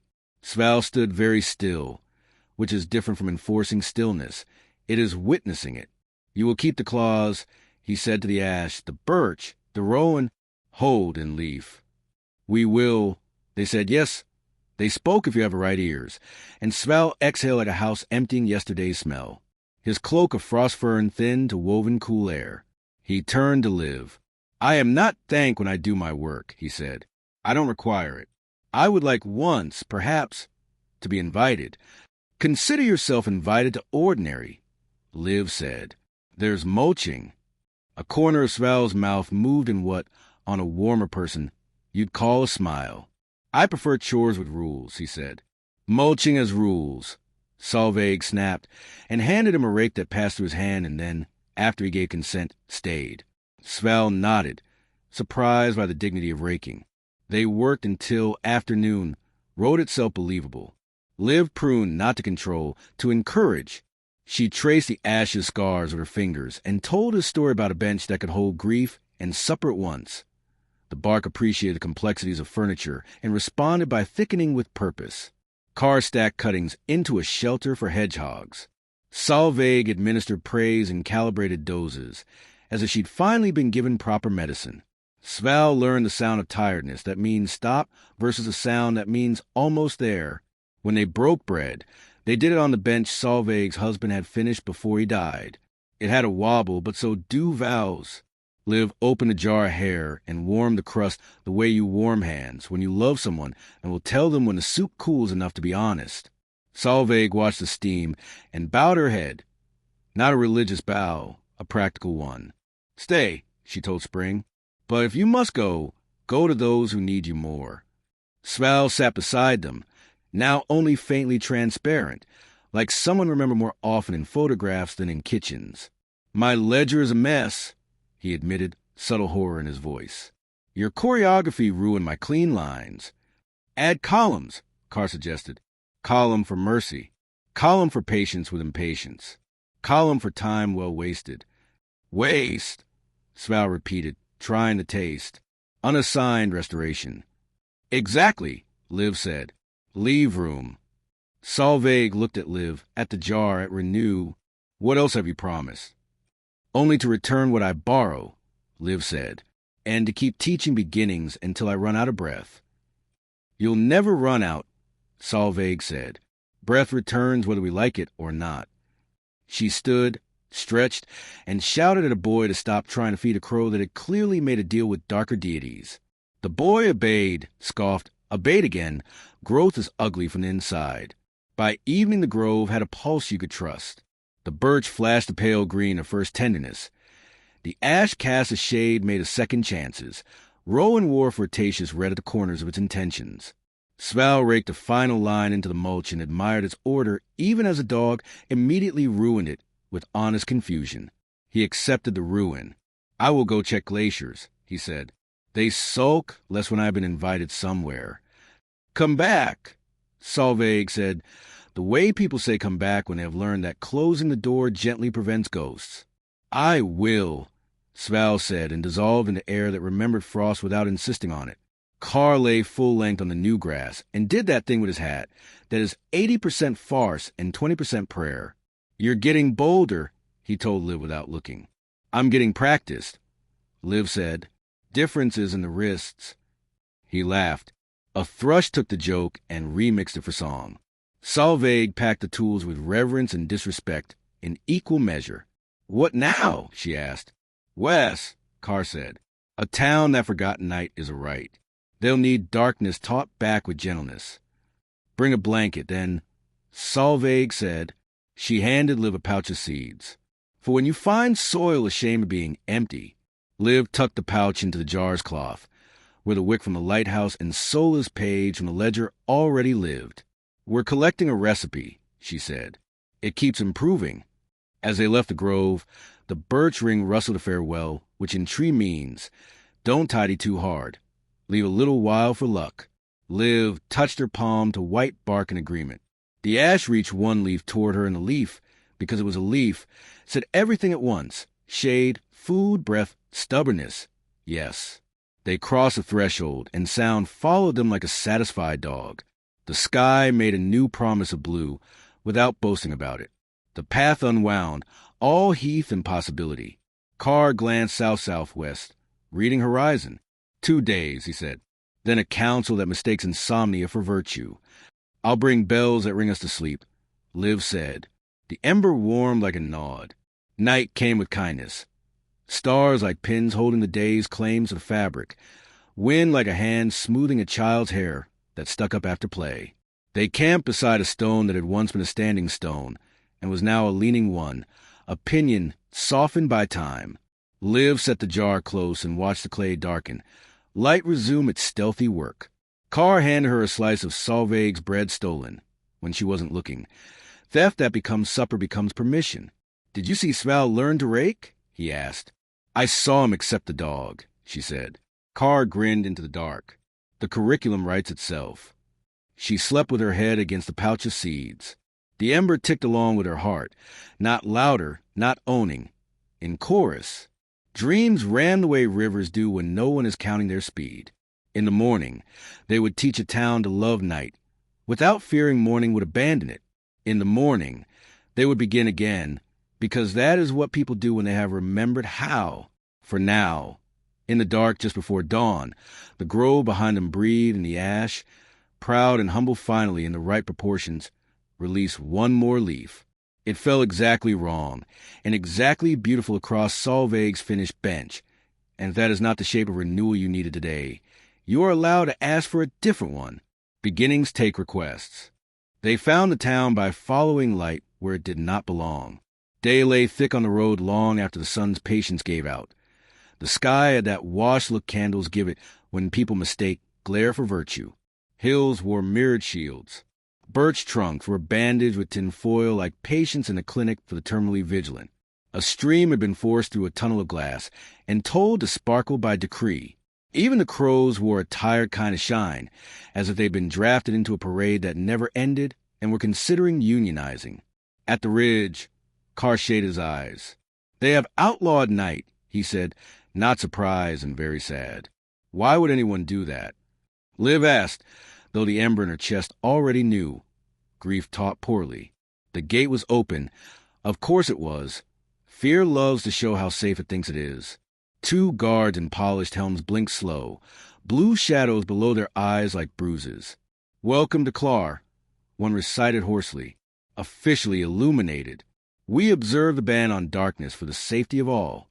No cloaks with hoods. No shutters closed. No candles extinguished. No naps." He swallowed. "Are you carrying night?" Liv looked down at herself. Jar under her ribs. Renew against her hip. A pouch of seeds from Solveig. An old wick. A page from a ledger. "Only the kind inside eyelids," she said. The other guard squinted. "Bad kind," he muttered, but without heat. Behind them, Clar trembled under its own brightness. Streets whitened with lime. Lanterns nailed to door frames and to every other frame. A tower at the center throwing a cold blue blade across rooftops each time the sun tried to sit. People moved like actors in a farce about productivity staged during intermission. Children squinted. Dogs slept with eyes half open. Bread was pale. They were met in the square by a woman with her hair in a knot tight enough to hold a clock. "I am Mara de Warden," she said briskly. "If you're selling blankets, we'll confiscate them and pay you a fine. If you're peddling poetry, we will applaud and escort you out." She eyed the jar's cloth and Liv's serious hands. "What is that?" "Bread keeps warm," Liv said. "So do ideas." "We do not allow warmth that suggests bedtime," Mara said. Around her clustered the council of clarifiers. Lank men with ledgers, tired women with pens tied to their wrists, a boy in a vest too big who nodded whenever anyone said the word continuity. Carr tipped his hat. "Mara, who taught you to be afraid of dark?" Mara's mouth twitched. There it was, a bruise. "My sister," she said flatly. She lost her child to a ditch in late autumn. The stars were out and did not help. We wrote letters. The night did not answer. So we have answered it. With light. And how is that working? Carr asked, and sometimes his cruelty is just arithmetic. "We do not trip," Mara said, and then much quieter, "We do not dream." Liv looked at the tower with its cold blade. It had stolen color from the sky and kept it in a cage with perfect angles. "What do you do when you want to cry?" she asked. "We take a brisk walk," said a clarifier, and his ledger shook in his hand a little. "Crying is slippery." Liv put the jar on the square stone rim and did not open it. The ember was warm against her sternum, not urging, waiting. "You confuse danger with depth," she said gently. "Dark isn't a predator. It's a room." "We cannot trust rooms," Mara said. "Things hide there." "Yes," Liv said. "Seeds, babies in bellies, bread on its way to tenderness, stories that aren't done yet, rest." Children perked up at that last word like foxes hearing thaw. A girl with hair like candlesoot said loudly, "I'm tired." "We all are," the town said in one voice, and realized it said it aloud. Carr watched the council flinch and let the moment grow long enough to be useful. "Bands make people clever," he drawled. What are the punishments for sleep? Mara's jaw set. A bell rung by your bed hourly until you learn. Liv winced. The Ember hummed, dismayed. There are weathers inside people, she said. You're in a drought. Droughts are safe from floods, the boy in the vest piped, and then looked at his shoes, as if he betrayed something softer. Liv knelt to his height. What's your name? Evie, he whispered. What do you want most right now, Evie? He didn't glance at Mara. He didn't even glance at the tower. He said very steadily, to stop? Liv nodded. Then we will stop. She stood. Claw, you're clever. Let's make rules for resting, so you can obey yourselves out of harm. Mara almost laughed, and then remembered she had forgotten how. You propose a charter for night? A recipe? Liv said. Bells, cloth, witness. It worked for morning. It will work for sleep. She pointed at the tower. We dim you, she told conversationally. To humble, not to vanish. You're for harbor, not interrogation. The clarifiers whispered rebellion with relief. Mara's anger wasn't clean. It had knots in it that looked like love. If the dark hurts anyone, she said, this ends. Yes, Liv said, and I will help you hammer the band back up. As long as you agree to record the harm brightness is doing along with what night may do. Sola's page crinkled against the jar where she kept it. Liv felt its fairness like a balance held in competent hands. They climbed the tower. Inside, the machinery was beautiful and wrong. Lenses sharpened to a mean glitter, a fuel that produced light with no warmth, mirrors aimed at people's windows by design. The keeper, a narrow man named Hal, produced a set of keys that could have unlocked guild itself. I didn't build this, he said, terrified. I just keep it sincere. Let's make it kind, Liv said. She took out the wick Iver had given her. Thread of old days made new by memory. She held it up. The cold light flinched. Do not scold, she told the beam. Guide. Carr put a palm to the air. The room's angles loosened a fraction. Hal swallowed, handed over the wrench of his life, and Liv turned down the blade until it became a dome. The shape light makes when it remembers it's for gathering. We will need darkness you can trust, Carr said, and knelt in the corner with a charcoal stick and a grin. Curtain makers, you're up? They found them. Women with needles like opinions and bolts of cloth nobody used, because nobody was allowed to use anything that blocked anything. Liv asked for the darkest fabric. Mara arrived with her arms crossed and watched with a face that pretended to be disapproving. So it didn't have to be envious. Liv showed the seamstresses how to stitch little stars into black. White thread, sloppy on purpose. Hang this over your windows, she told the town. The cloth knows night, but still has advice in it. The bell? Mara asked, fiercely competent. 3 chimes. Lay down, breathe, surrender, Liv said. Then silence. True silence. Lee would approve, she added to herself, and the air hummed in agreement from some earlier story. Witness, Hal said, ringing his keys. 3 people who agree to stay awake the first night. Liv said, you've been awake, so long you're experts. They will keep watch. Not to look for trouble, to tell us in the morning that the dark behaved. Mara's eyes would allure at the corners in the way eyes do when dignity gets thirsty. I'll be one. Carr collected lamps and handed out shades made from old fishing hats. Light downward, not outward, he said. On feet, not faces. He bent to Evie's height. You get to be my apprentice. Your job is to yawn exaggeratedly at intervals. I can do that, Evie said, with the confidence of born citizens. At dusk, they prepare like soldiers for peace. The seamstresses hung star-cloths in windows. The keeper domed the tower. The council of clarifiers sat under blankets they called reports and blushed when the blankets were cozy. Liv set the jar on the green and opened it the smallest amount. Not to light the town, to tell fire. Rest is also work you do. Mara stood and spoke without the stick of authority in her hand. Citizens of Clar, she said, we banned the dark because we were hurt and wanted to control what doesn't take orders. Tonight we test a better control. Consent. We're going to sleep. If anything happens, we will meet in the morning and speak. If nothing happens, we will meet in the morning and speak. The crowd laughed, scared, hopeful. If you're afraid, sit with me. If you want to keep watch, see Scribe Jonah. If you must cry, cry. We will count tears as compliance. Liv walked the streets one last time before lights out, touching shoulders, straightening shades, lowering flames until they behaved like candles instead of interrogators.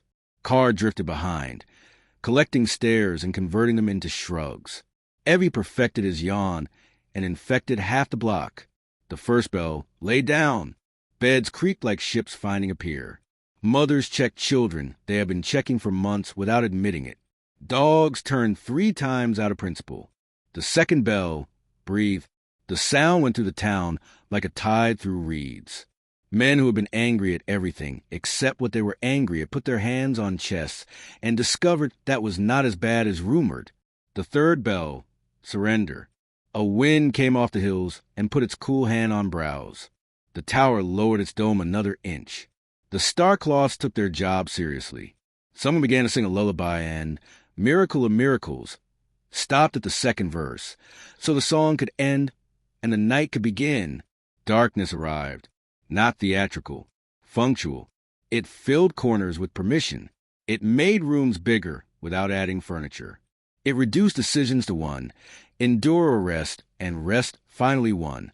The ember in Liv's ribcage hummed low, purring for once, warming not to ignite but to reassure. She lay back on the green beside the jar, eyes open to the Starcloths glowing faintly where stitch met stitch. Carr lay with his hat over his face, and did not pretend this time.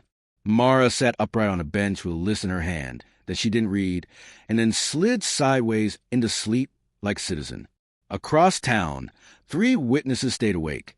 Hal on the tower, Scribe Joan at the square, a grandmother with opinions at the edge of the orchard.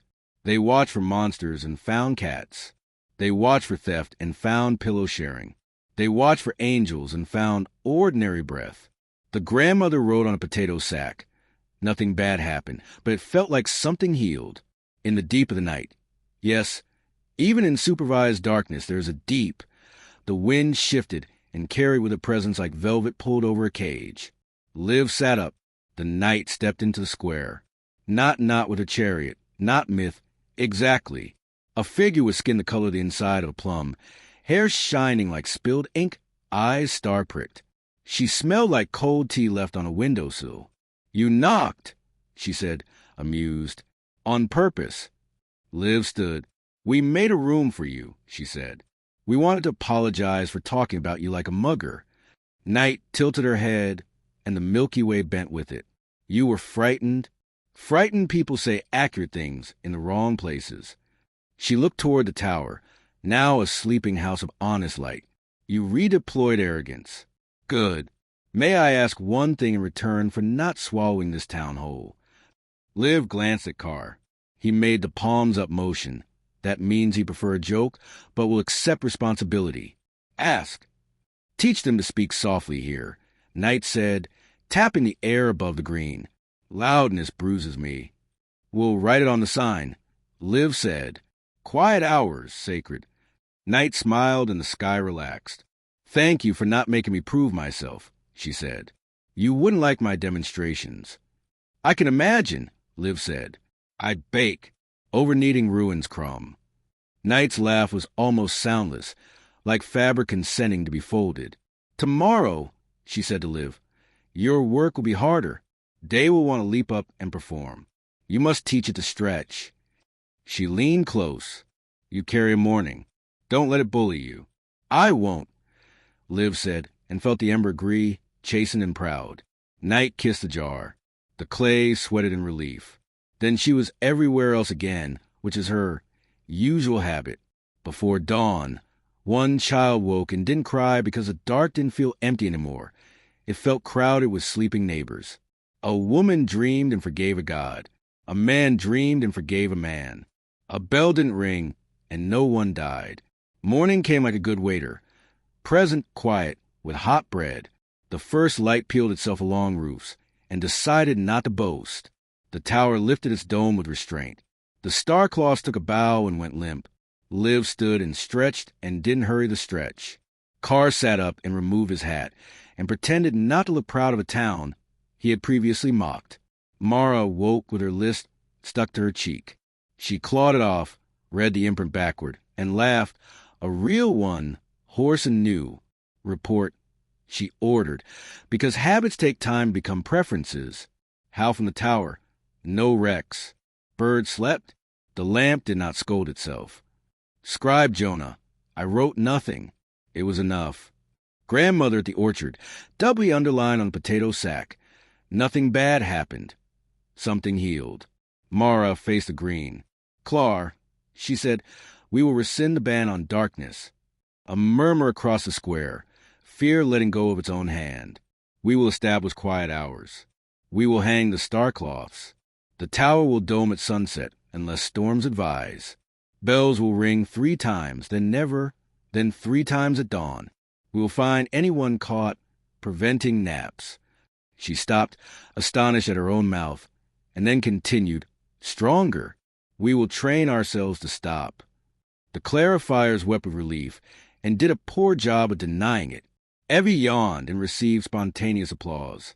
Liv walked to the light blue blade of the old sign on the tower's base, now a dull obedient curve. Renew sat warm in her palm. Let's say it properly, she told Mara. Together they struck a new sentence into brass. Night shall be met with quiet. Rest is a right. Children may be tired in public. Liv added on the edge, small but legible, bringing Sola's honesty forward. Record your JOY. They kept vigil at breakfast because they could. Porridge tasted like something it hadn't tasted like in months. Enough. Someone napped on a bench at mid-morning as an experiment and woke to find themselves covered by a blanket labeled evidence. The seamstresses collected orders for more star-cloths and demanded a union of their own for night workers. Mara granted on the spot with a dignity that made the sun put on its best shirt. Near noon, Night herself left 3 gifts on the green that only Liv noticed. A handful of dark seeds that smelled like wet soil, a ribbon of silence tied around the bell, and a new shadow under the cedar where tired people could go stand and be invisibly forgiven. Where now? Mara asked, and it was not a dismissal. It was logistics. Wes, Carr said, tasting horizon. There's a river mouth that learned to back up into itself. And he added, almost to himself, also, there's a hall where weather votes. We'll be asked to bring our minutes, Liv said, patting the jar where Sola's page rode with the wick and the seeds. We're starting to owe the world an agenda. Mara surprised herself by hugging Liv. It was the kind of hug officials give when they've remembered they were citizens first. If you meet a god, she said into Liv's hair, tell them we have quiet hours now. They are welcome to observe. We'll bring that rumor, Carr said. It will make them behave. They left Clar under a sky that had remembered its gradients. Crows flew drunk on rest. On the ridge, Liv looked back. The tower's light, domed and kind, turned without preening. The star-cloths waved from windows like small, dark flags of sovereignty. Evie, in the square, yawned heroically and was carried home like a prince. You did well, Carr said, and the way he said meant, you didn't force. You invited. We did, Liv said. The town said yes. That's the harder magic. Wind came from the west and tucked itself under their cloaks like a companion. The path wrinkled toward river and council, and whatever else the world chooses to ask the people who have remembered how to begin and how to stop. That night, camped in a field that smelled like straw, getting its courage back. Liv laid the jar by her head and felt the ember learning the rhythm of quiet hours. It dimmed itself without losing heat. She smiled in the dark. Tomorrow, Carr said half asleep, we'll introduce a current to the idea of not chewing its own tail. And after that, Liv murmured, we'll find the hall where weather votes and remind it that humans exist. Bring minutes, he said, fully asleep now. The stars overhead stitched the sky into something you could wear. Somewhere far behind, Clar turned its lamp with patience, and people stopped making a sport of endurance. Somewhere ahead, a river rehearsed letting go downstream. And right here, for this honest hour, creation rested without apology, which is renewal's favorite part of the job and the one we forget most. Begin again tomorrow. The wind rode in the grass. Tonight, stay. They smelled the river before they saw it. Salt turned shy. Mud thinking in circles, reeds rehearsing sentences that never reached verbs. The valley opened like a hand with a question in its palm, and at its heel the river mouth sulked. Water came down from the hills full of gossip and confidence, and at the last turned back upon itself as if remembering a humiliation, shouldered its own current, and climbed. Sand rippled the wrong way. Gulls scissored the air with baffled wings, and revised their opinions about physics mid-call. Out beyond the bar, the sea waited with the patience of a host who has set the table and refuses to chase guests down the hall. Someone taught it shame, Carr said, and the way he said someone made shame sound like a tutor that should lose its job. Liv went to the lip, where river met question. The ember under her ribs warmed in the way bread warms when a door opens at the right time. She set the jar on a stone slick with previous conversations and watched the water refuse itself. It ran to the mouth like a child to a threshold and remembered, at the last instant, a rule it didn't believe in and retreated, mortified, up its own story. "Who told you you're not welcome?" she asked, and the water answered in textures. A treaty signed in drought, a flood blamed on joy, a harbor master who measured safety by keeping. On the far side of the mouth, nets hung like exhausted punctuation. A woman in a boat kicked the thwart with practiced fury. She had the shoulders of someone who had hauled her life up by rope, and the eyes of someone who knows the tide's middle names. "It won't finish," she shouted across water that refused to be bridged. "It keeps swallowing itself." "We notice." Carr called back, cheerful because cheerful is how you deliver rope.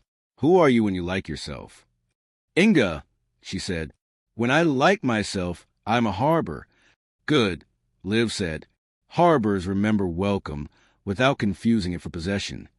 Inga snorted, pushed the boat through the eddy as if shoving a stubborn goat, and brought it to the wrong side where right things might begin.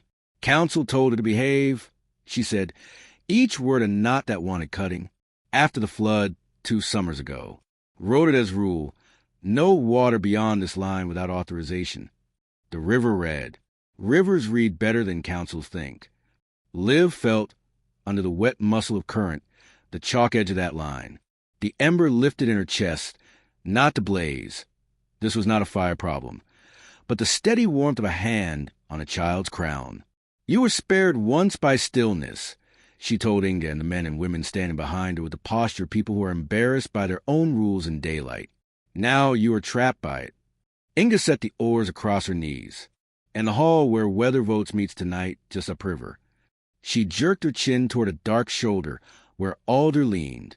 "They say men and women will be admitted to present evidence if they promise to be interesting."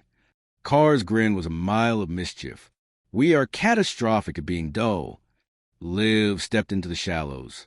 The water flinched, then eased, then tried to remember the line and fretted like a dog who has been taught stay and wants badly to run.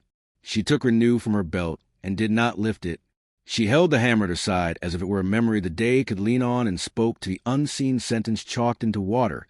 "You are not a lock. You are a lullaby." The meadow hummed, the oath in it tuning itself to the river's old promise, "Carry, carry, carry." She opened the jar 1 finger width. No more. Warmth slipped across the skin of the river. Like permission, you can drink. "We are not unbinding safety," she told the line. "We are moving it downstream." The river made a sound like a laugh that had read minutes. It slid 1 hand width forward, thought better of it, slid 2. Sand shivered, sighing into new grammar. Inga's boat lifted and settled like a chest deciding to breathe. Gulls rearranged faith midair. They're good at that. The river didn't flow yet, not properly, but it remembered wanting to. "Tonight we'll argue law with weather," Liv said. "Bring witnesses who do not lie even to themselves." Inga nodded once. "I'll bring the boy who measured the flood with a stick taller than himself and didn't exaggerate," she said.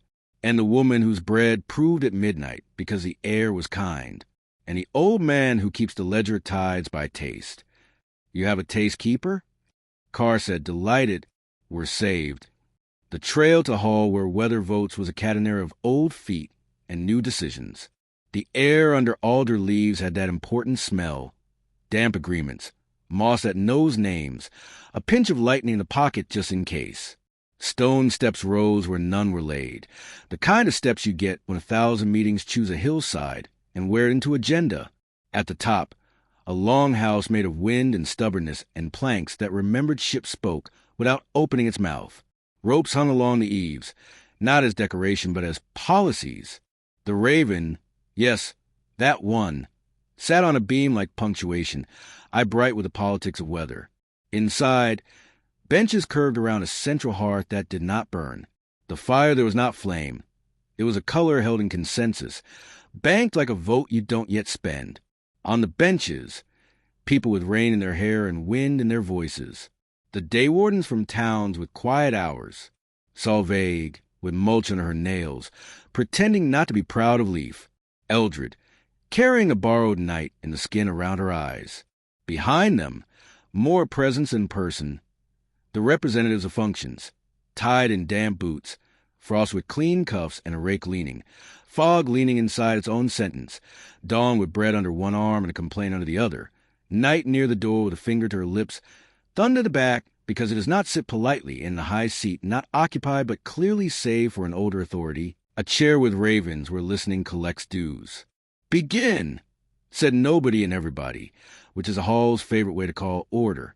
A man with the expression of an overruled Botryte stood and raised a hand the way men raise their hands when they're right, because grief made them so. We rode a line on the river after the flood to spare ourselves, he said. It has obeyed. We are dry. But now the fish go confused. The channel silts. The sea looks at us like a dog who brought a stick and we refuse a throw. We request amendment. And you, said Tide, who spoke as if water were resumed, wish safety without stagnation. How novel. The ledger keeper stood, old, freckled, eyes like coastlines. He put no paper on the table. He put his tongue on his thumb and then on his lip, like a man tasting the second day after a storm. Salt comes late, he said. Fresh hangs about like a guest who won't take the hint. The moon does what she can. But the rule taught the river to apologize for arriving. Fog drifted a little with embarrassment. Night folded her arms around silence in case anyone tried to talk over it. Frost moved his rake 2 inches left so it would lean more responsibly. The boy with the flood stick lifted his evidence. A piece of alder with notches, scarred by teeth that could have been fear or beavers. The hall didn't specify. Beavers were sent a notice. It was that high, he said, but we marked badly. We marked panic, not water. Solveig slapped her knee in approval. Hire him, she told no one. He counts what counts. The chair with ravens leaned. The birds tipped their heads toward Liv. The listening behind them remembered her from other rooms. You carry a mourning, it said, amused, and a hammer that alters vows, and a jar full of yes. Speak. Liv stood and did not walk forward. She made space around herself instead, a room in which listening can be comfortable. You wrote a rule for crisis and kept it as doctrine, she said. You forgot to add the clause, until the danger passes. Now the rule itself is a danger. We do like permanence, Sval murmured from the side. Rake now held like a gentleman's cane. Admit it, Thunder rumbled from the back, unable to resist being commentary. You also enjoy being asked your opinion. True, said almost everyone, including Thunder. Liv opened the jar 1 finger width. Warmth drifted as demonstration, not bribe. The river will obey a rule, if we write it as choreography, she said. Lines that move. A sequence the water can dance and the sea can consent to, not offense. A bow. Tide grunted like approval disguised as skepticism. Propose? 3 bells, Liv said, and Solveig grinned because she loves when good ideas travel. At the first, the river is asked to carry. At the second, to pause long enough for boats to decide. At the third, to meet the sea without politeness. When storm comes, Night will hand the bell to Thunder for a while. When frost comes, Sval will. The line at the mouth will be rewritten as courtesy, not prison. Fog lifted a tendril, as if shyly returning a library book late. We could negotiate a transparency hour, it offered. And I, said Night from the door, will collect lights left pointing outward by people who forget to face their floors. The hall hummed. Car, Hands in pockets. Watch the way an old dog watches a cook. There's a right moment to be helpful. The raven hopped down, pecked twice at an unlit corner, and brought out a small, chalk-white sentence. This, it croaked, was a rule you used. It says, stop, let's scratch and write. Look, then go. Eldred rose with the dignity of women, who learned to apologize precisely once and forever. We will ring the bells, she said. Claw will share its star-cloths with boats that fear night. We will write down harms and joys, both.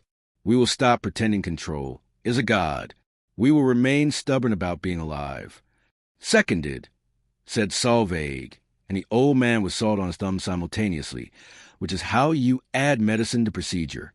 From the high seat, the listening lifted its attention to Carr. And you, it said, warmed by private history, quit meddling by half and tell us the thing you mean. Carr sighed, hat in hand, a man caught being sincere at party.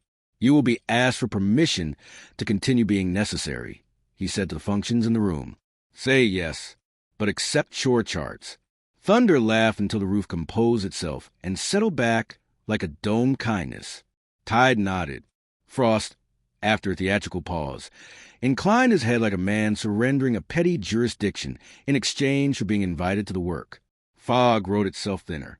Dawn looked at Liv's jar and then at her hands, and decided to try humility as a seasonal special. Adopted, said the hall, not the chair, not a person, the whole room, which is the only way rules should be adopted.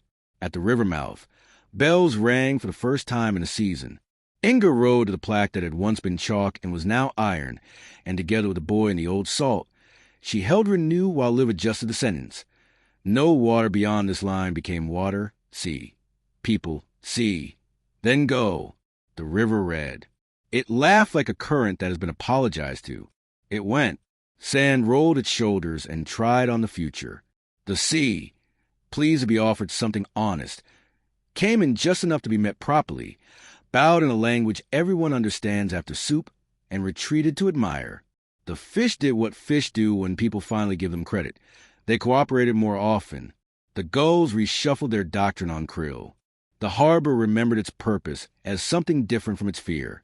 Inga stood in the bow, hair shouting rules of the wind, and grinned with all the teeth she had left. Next, she said, we teach the doc to stop sulking. Evening slid into the hall again for minutes and bread. People spoke in the order of who needed to, the poorest first, the loudest last. Liv ate and did not pretend she wasn't hungry. Carr told Knight. She looked radiant. Knight told him he needed sleep-like policy. The Raven stole exactly one opinion from Thunder to keep him humble and returned it with interest. Between the second and third slices, a presence arrived that was not weather. It didn't push the door, it was present in it. People's shoulders arranged themselves without permission, and then realized they had and frowned about it. The chair with ravens grew heavier, as chairs do when somebody important is expected. A figure took the threshold. It wasn't tall. It wasn't loud. It wore a coat the color of rules written in stone, and the eyes of someone who remembers the first time anyone said aught and has been filing paperwork since. Order, said Order, not the audit. No, not that excellent bureaucrat with her quill and keys. This was a habit behind her. I have concerns. Welcome, said Liv, including the word entirely on purpose. We may bread. Order regarded the loaf the way statutes regard improvisation, with suspicion and a dietary restriction. You are building a world out of clauses. Yes, Carr said, too quickly. Good, Order said, to everyone's surprise. The hall exhaled. But your clauses must rhyme with themselves. Order's gaze went to the jar, then to Renew, then to the pouch of seeds. Your morning cannot steal from night. Your night cannot trespass on work. Your seeds cannot colonize stone. Your vows cannot remove the right to change your mind about a better vow. I will enforce this. Fair, Liv said, though the ember in her ribs lifted like a young horse testing harness. We will need you when we forget to be fair to ourselves. Order nodded, checked a small book no one else could see, and stepped back into the door, which became just door again, enormous with humility. Carr let out a breath he had owed for a decade. You are building a parliament, he told Liv. I am building a kitchen, she said. Parliaments are what kitchens do when they learn to share. That night, down by the mouth, the river dreamed long, precise dreams of old gravel learning new roads. Inga slept in her boat because she had forgotten how to sleep anywhere else and did not think less of herself for it. A tide creature with a face like coincidence circled the bell rope and left it alone out of respect. Night laid a hand on the exact place panic had been written in chalk, and the chalk forgave everyone. Before dawn, the hall emptied into weather. Solveig went home to discipline enthusiastic sap. Eldred carried a small darkness under her cloak back to Hald, and showed off like a child. Sval raked the last neat line, and allowed the dog from the grove to wreck it in absentia. Tide put his boots back on and went to work. Thunder scribbled chore charts on his arm where he would pretend he hadn't. Order filed a permission it was proud of. Fog kissed the bar and drifted toward people who have the good sense to ring bells when they're not sure. At first light, the river met the sea with a bow someone finally taught both to enjoy. The bells spoke and the day agreed. Liv and Carr stood on the shore and watched water choose to arrive. The Ember hummed along her breath, not brighter, truer. Renew hung content. The seeds in the pouch slept and plotted polite invasions of shame-hardened ground. We're getting close, Carr said softly. To what? Liv asked, though she already knew. The place where renewal stops being a set of local miracles and becomes a habit the world expects of itself. The table where gods come to argue about whether they like being improved, he said, and smiled as if he had just rolled the shoulders of courage to check for fit. And they will ask you for a title. I'll tell them I'm a baker. Liv said. Good, he said. They respect bread when they have any sense. They walked along the tittle-line until the tittle-line made other plans. The sky did that honest thing where it shows you its weather before it arrives, and a long, low front lay out there with opinions. The hall where weather votes would convene again soon, this time with more gods and fewer excuses. Liv tightened the jar's cloth. The Ember warmed as if laying its hand upon hers. We will need a recipe, she said. We are the recipe, Carr said. Bread, bells, witness. Courtesy instead of cages. Chore charts for forces that prefer drama to duty. And a clause, Liv added, thinking of order, to change our minds when we learn better. And quiet hours, said Knight from a hedgerow in a tone that made both men and mornings behave. They set camp in a scrap of duneland that remembered centuries of travelers. Wind rope begin and rest alternately along the grass. Liv lay with her ear to the jar and heard, so faintly she nearly called it a trick, a second hum under the embers. Not morning's, not hers. Something larger droning in contentment. The world setting its table. If you've never heard that sound, it is the noise ships make when they're tied up safe and still hold the sea in their hulls anyway. Tomorrow they would climb to the high place where gods hold meetings with themselves and, with borrowed manners in their own, suggest that creation had found a better way to be daily. Tonight the river went the right direction and thought well of itself. That's not a small victory. That's the shape of most of them. Sleep, then. Bells in the morning. Witness at noon. Bread, whenever hunger is honest. And listen, can you hear it? The hall is setting out benches again. Weather will sit. Night will hush. Order will straighten nameplates. And you, yes, you are invited, because beginnings are public work, and we are exactly out of excuses for pretending we aren't hired. They climbed through a morning that behaved as if it had been assigned extra manners. The ridge unrolled ahead like a ribbon kept for important gifts, the kind you don't cut, but save and reuse because thrift is also a devotion. Carr walked with his hands in his pockets and his eyes busy, nudging Gus so they missed loose stones, tipping shadows out holes so ankles wouldn't audition for tragedy. Liv carried the jar high against her ribs and the pouch of seeds lower, the old wick tucked beside Sola's page. Renew tapping her hip like a drummer, reminding a parade it is not a stampede. Above them the sky wore its best honest blue, and far beyond that, you could feel it listening like fabric stretched just enough to be a drum. The high table looked like whether it put on a roof to keep from blowing away mid-meeting. Stone ribs arched into a sky window. The table itself was a slab of wood, with knots you could lose armies in, cut from a tree that had died of ripe old age and asked to be useful after. Chairs were not equal. They never are. There was the high seat with the ravens, vacant, listening.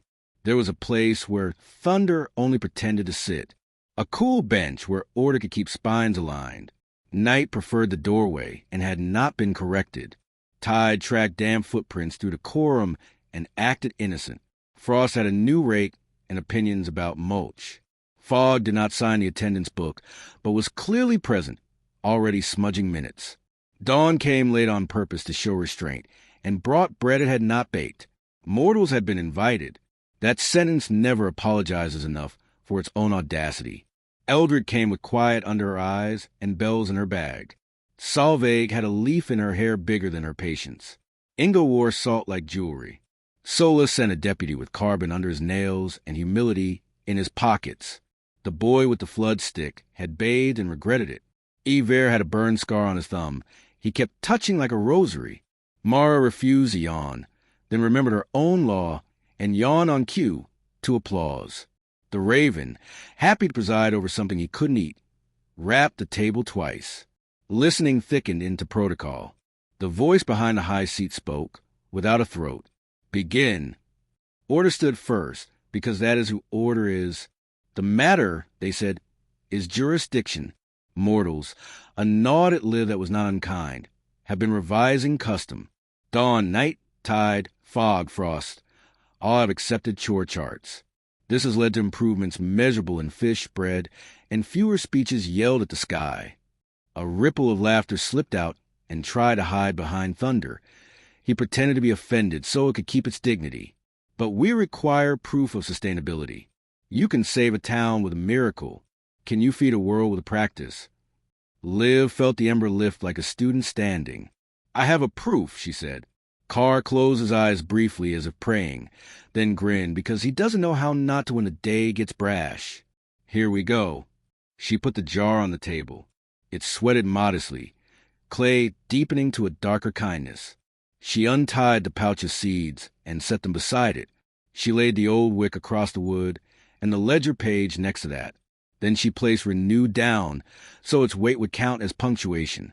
Proof by bread, she said in the table, to its credit, did not laugh. Dawn beamed a little too brightly. Night dimmed them both with one lifted finger. Explain, order requested. Tone neutral the way cliffs are neutral. Bread of renewal, Liv said. And yes, you can feel capitals landing without being written. Kitchens are where God's decrees are either obeyed or corrected. You give us weather. We must make supper of it. If I can bake a loaf at this table that feeds both mortals and functions, we agree to continue this work, not as miracle, but as method. Thunder sat forward, delighted by a dare that sounded delicious. Tide licked a finger and tasted the air for timing. Frost sniffed the word loaf like a dog rediscovering an old friend's coat. Night smiled, and the doorway was immediately more comfortable. Carr shot her a look that said remember to breathe. Ingredients? He asked. Witness, she said, and the hall nodded. Sola's deputy had paper ready. Consent, she said, looking at Order. Order tipped an inch, which is her version of yes. Patience, she added to Frost, who lifted his rake in salute. Enjoy in safe portions, to Dawn, who sobered. And rest between stretches, to Night, who approved. Heat that is neither arrogant nor shy, to Thunder, who held out his palms like a stove that knows its job. Water that isn't ashamed of being itself, to Tide, who chuckled. And change, yeast, she finished, touching the pouch of seeds. Solveig frowned, then nodded when she recognized a metaphor. You'll need flour, the raven said, unhelpfully helpful. I will need failure, Liv said, and a few gods looked honestly surprised to hear that spoken out loud on their nice furniture. First attempts that do not rise are fed to birds. Adjustments. A second chance. That is my oven. Order considered, then rapped their knuckles. Proceed. Carr cleared space with the competence of man, who learned to be useful quick. Eldred pulled out small bells and set them where they could be rung, without interrupting anyone mid-chew. Inga fetched water in a bowl made from a ship's old rib, a sacrament of reuse. Solveig tore a handful of last year's dried sourdough from her pocket. Of course she had some. Mara corralled light, so it would fall evenly. Night held back glare with one cool hand. The table learned to be kitchen without embarrassment. Liv mixed. Flour that Solveig swore had been milled by someone who respected risks. Water from Inga that had the exact amount of salt a memory likes. A pinch of old dough to culture the new into courage. Her hands were sure the way hands get when they have been wrong 100 ways, and learned from each of them. The ember warmed her from the inside, but she did not use it to cheat. She let time do its science without theater. Carr set a cloth over the bowl, dark, stitched with sloppy stars, and the dough sighed like a future loosening its shoulders. While they waited for first rise, the gods did what they always do. They attempted jurisdictional jokes. If I sneeze, Fogg asked Order, is it weather or gossip? Yes, Order said deadpan, and the room's laughter landed safely. Liv needed. She folded rest into work, and work into rest, and when Dawn tried to lean over her shoulder with advice, Night stepped between and said, politely, hush. Renew hummed on the table, changing not any vowels but all the air's posture. The loaf shaped itself honest, a small round with a scar, as if it had already survived something without making a speech. Bake. Thunder offered, hands warm, waiting. I am ready to be calm. Not yet, Liv said. You will overperform. He looked tragically proud. Carr. He grinned and tilted the air. He'd settle like a neighbor who has brought soup and intends to stay only until you insist. The loaf went on a stone that remembered ship decks and harvest tables and other honest extremes. Liv did nothing dramatic. She listened. She turned the loaf once at a bell that no one else heard because it wasn't a bell. It was a memory of a bell rung correctly in Hald and Clar and Stigil. The skin took on the color of reasonable. The bottom thumped like a chest that had accepted its work. She pulled it out and set it where even gods know to wait. The smell did the rest. You know it. The smell that makes apologies easy and arguments postpone themselves for breakfast. The smell that will make a dividing wall admit how silly it is. The raven made a noise I am not permitted to transcribe because the dignity of ravens is an endangered species. Night closed her eyes the way a singer does at a note that behaves. Tide leaned closer. Even Order's mouth softened into something like hunger. Bread of renewal, Liv said quietly and cut. She did not hand it all to mortals. She carried the first slice to Order. They took it as if accepting responsibility again after a holiday. Grave, grateful, one to Thunder, who held it too softly for a creature that breaks mountains, and then raised it in a little salute before swallowing like a man at a wake who found a joke in the kitchen and loved the dead more for it. One to Night, who broke her piece in two and set half the doorway for things that prefer thresholds. One to Tide, who dipped it and taught the loaf that all bread dreams of being a crust at the edge of a bowl. Frost took his with ceremonious patience, then smiled openly when the steam hit his careful face. Fogg wept on theirs a bit, condensation, hush, then laughed. Dawn took the heel and did not boast. The mortals got the middle where the crumb is tender and remembers cows. The raven stole exactly enough to be worth scolding and returned a crumb an apology, which for him is practically weeping. When it reached Carr, he tore a piece and didn't eat it. He held it to Liv and said, in a voice he rarely uses, "You are proving theorems with lunch." She ate last because bakers should, not because saints should. The ember hummed in approval at the audacity of being useful. The room breathed. Someone, maybe everyone, exhaled a fear they had not noticed carrying. That gods are only interested in performance. That mortals are only interesting when they die. Bread made those lies go quiet for an honest minute. Order stood. Sustainability, they said, is taught. They looked at Liv's hands. We accept your proof, contingent upon continued carpentry. Kitchen, Liv corrected gently. Kitchen, Order conceded.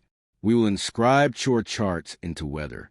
A low cheer went around from forces reluctant to admit they'd wanted permission to be decent. In return, mortals will keep records, not to punish, so that when habits drift, the recipe is still known. Done, Sola's deputy said. Ink ready. Also, Order added, and their tone went softer, almost human. You will bake here whenever summoned. I will, Liv said, and Night's glance promised protect her from being summoned for trifles. The audience rippled. The boy with the flood stick raised his hand and was recognized. The high table enjoys democracy performed by children. Can we make more? He asked simply. Yes, Liv said, but only if you shared a bowl. Thunder clapped, and the roof almost earned applause for holding. Fog resolved the problem with punctuation near the rafters. Tide checked the moon, who had been listening the whole time, and pretended otherwise. Eldred wiped her eyes and did not apologize. Belle's tear ducks too. Solveig pinched the crust and judged the chew of victory. Mara sat easier. Inga's shoulders stopped being armor. You might think that was the end. You do not know councils. That was the warm part. The hard part put on its boots and came in. From the north, where consequence likes to live, a wind slipped under the roof and brought with it the smell of old rope and wolf. Not the wolf from Astrid's tale exactly.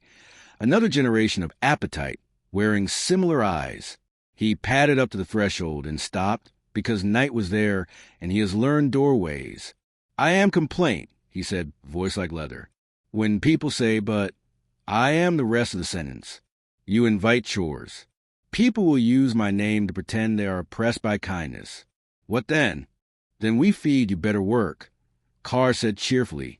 Complaint ignored him and looked at Liv.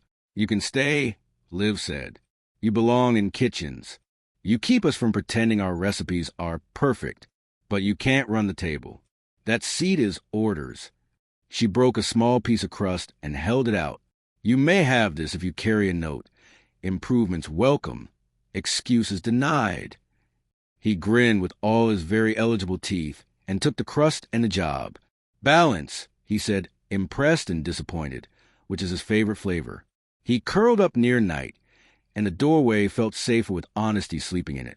From the high seat, the listening lifted like dawn's first inch. Adopted. It said again, which is the only word that matters in rooms where power remembers its work, the adoption of better habits. The ravens clicked, nose renewed like a dignitary, and went to steal shiny phrases from Thunder's pockets. The rest of the day became logistics, which is how glory saves itself from becoming anecdote. Bells were assigned to rivers, star-cloths to boats and bedrooms, Fog given chore maps with jokes in the margins, Frost hired to teach farmers how to forgive Frost. Tide permitted to arrive later. The moon was busy. She's busy. Solveig volunteered to host a school for vowels that need new handles.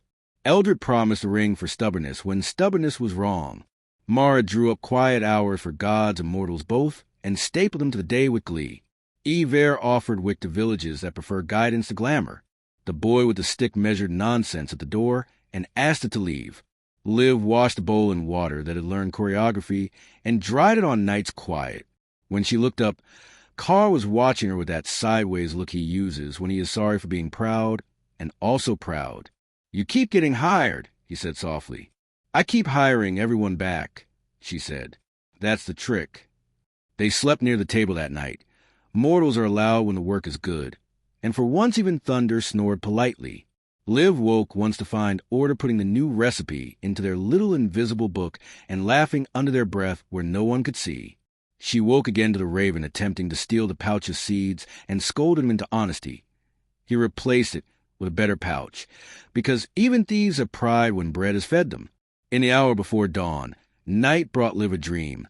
A field of ovens along the shoreline, each with a different family's initials scratched into the clay, each handing loaves hand to hand to hands that had never expected to be warm.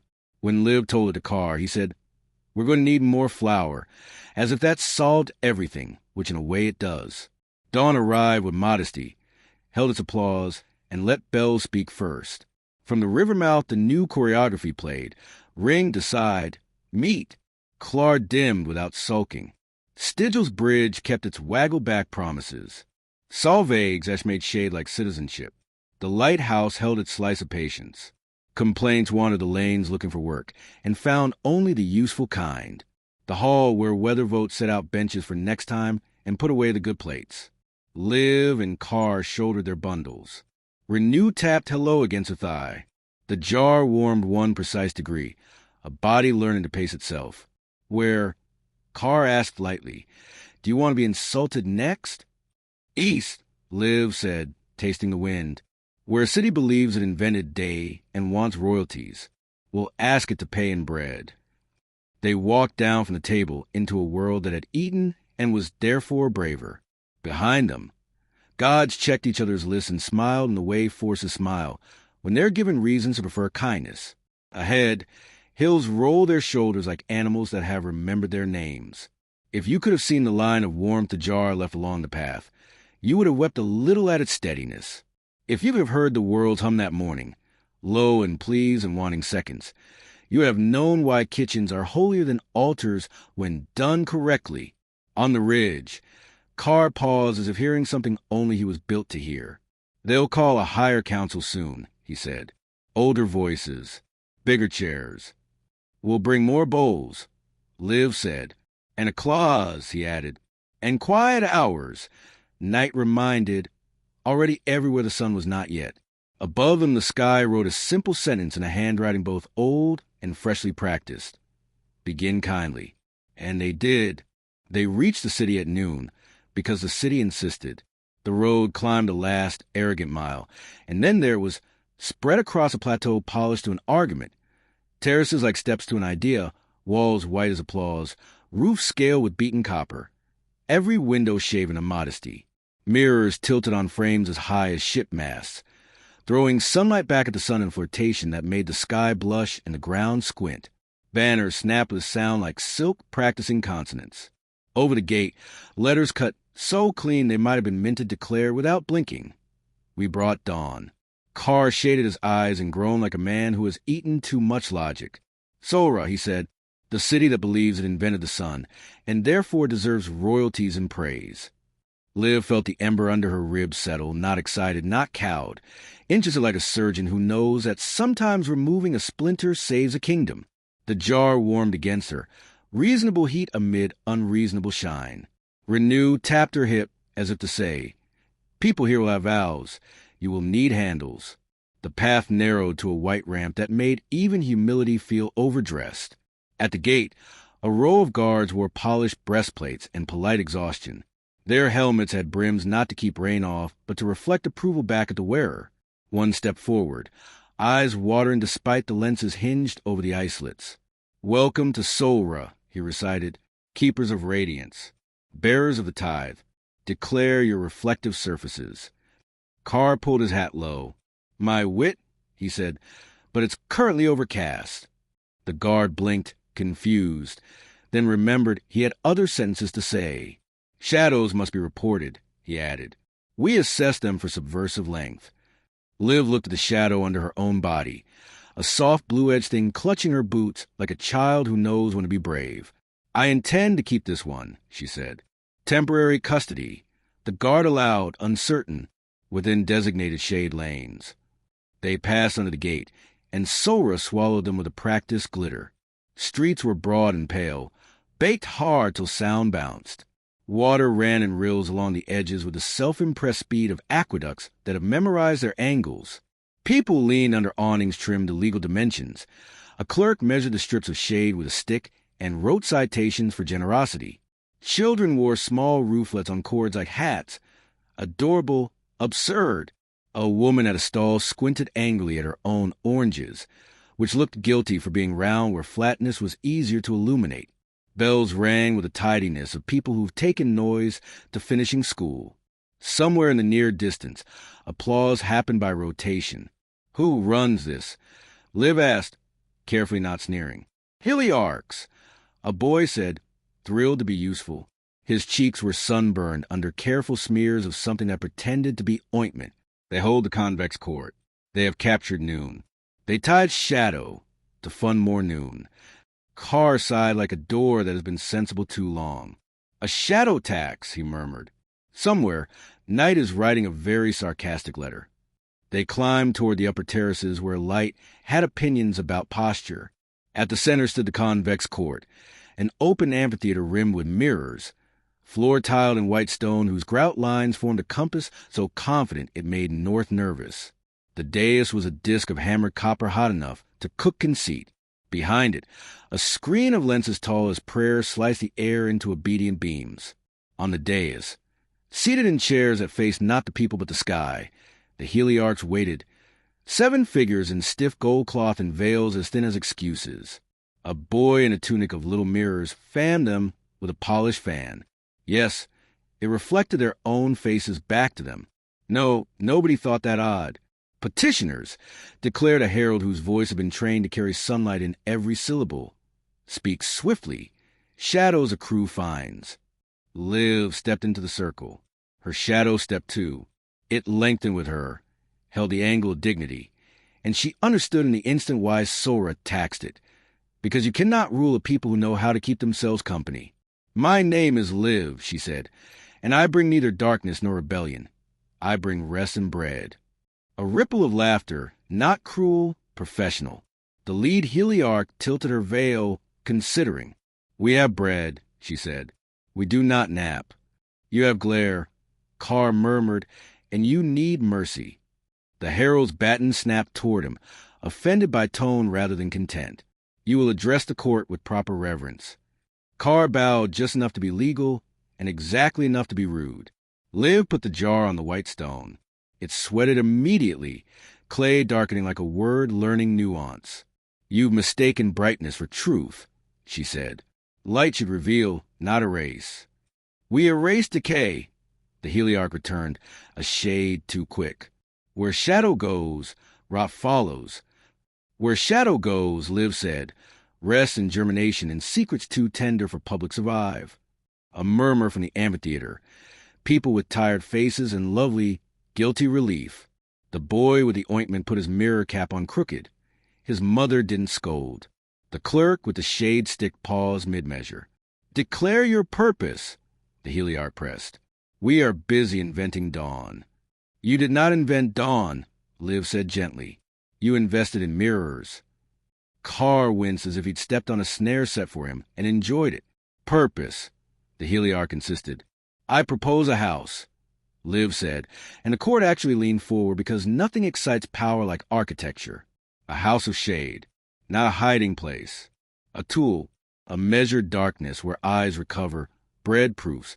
Babies can be born without apology. Decisions can be made without glare. You'll find your errors more easily when you can bear to look at them. You will crash the economy of noon, another Heliarch said, disturbed in the tone of people worried their shares are overexposed to sunrise. We sell tours of our confidence. You will have tourists watch their breath instead, Carr said. Trust me, it's rarer. We do not trust, the herald snapped. We illuminate. Liv touched renew, not to threaten, to tune the air. Vows hummed on the floor like trapped fish. What vow did you make when you built this city? She asked. The lead Heliarch blinked, no small feat behind veil and influence. We swore to banish fear. There, Liv said softly. You banished its shadow and kept the fear. You turned dread into doctrine and glare into currency. You kept faith in your own reflection. She set the old wick beside the jar. You have forgotten how to make light useful. Proof, the herald demanded, with the self-confidence of a man paid by syllable. Bread, Liv said.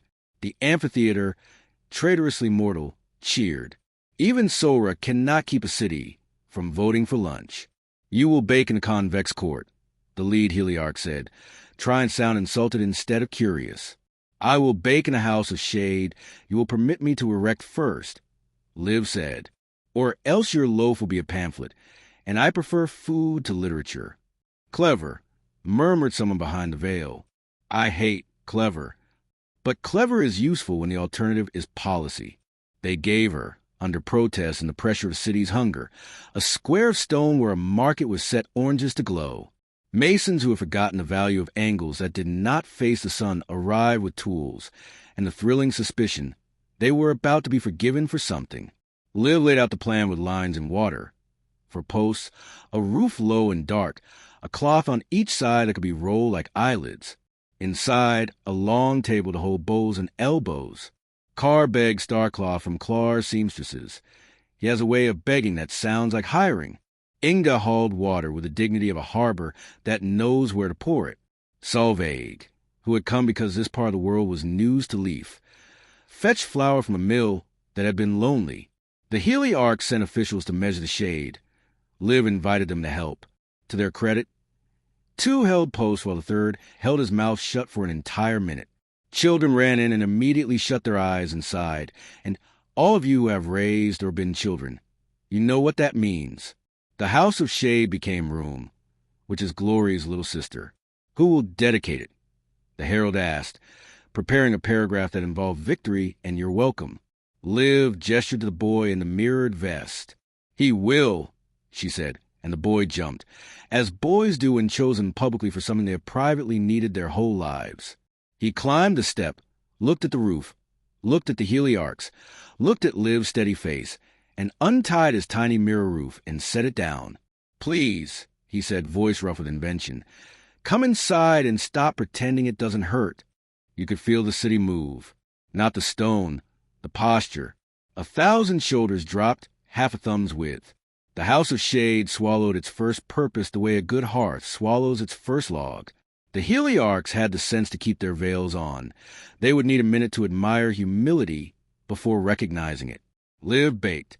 She mixed dough with the movement of someone who respects risks and refuses to be hurried by fashion. She let the yeast be yeast without explaining it to itself. She proofed in the dark while the city proved other things to itself. That waiting is not losing. That quiet is not punishment. That looking away from a mirror is not death. She baked with heat borrowed, not from the court's glare, but from cars' balanced weather and thunder's far patience. The loaf cracked open with inside the amphitheater understood better than policy. Enough. She cut it, and they ate, properly, sacrament of now. In a corner, a midwife removed her cap and wept at the relief of imagining work that did not blind. A jeweler admitted he polished silver while thinking about his dead mother and wanted darkness, so it could be a conversation instead of a migraine. A guard tilted his helmet back and accidentally napped for 3 minutes, then woke and saluted Knight, who was not there but accepted anyway by proxy. The heliarchs kept their veils and their dignity and reached for second slices without publications. Terms, Liv said afterward, while the city was in the mood to legislate around its mouthful. Abolish the shadow tax. Replace it with a shadow tithe. Citizens contribute shade to the house as an offering. Build these on every terrace. Establish rest hours at midday. Ring bells to release the poor from glare. Publish quotas for quiet. We will be accused of giving in, the herald said, predictably. You will be accused of becoming a place that likes itself. Carr said, that's better gossip. The lead heliarch stood. Her veil was still on. Her voice was careful. We will have one condition, she said. Our mirrors do not go unused. No, Liv said. They go re-aimed. Turn them at dusk when lost travelers need a road. Light the frost-rimed steps of old women.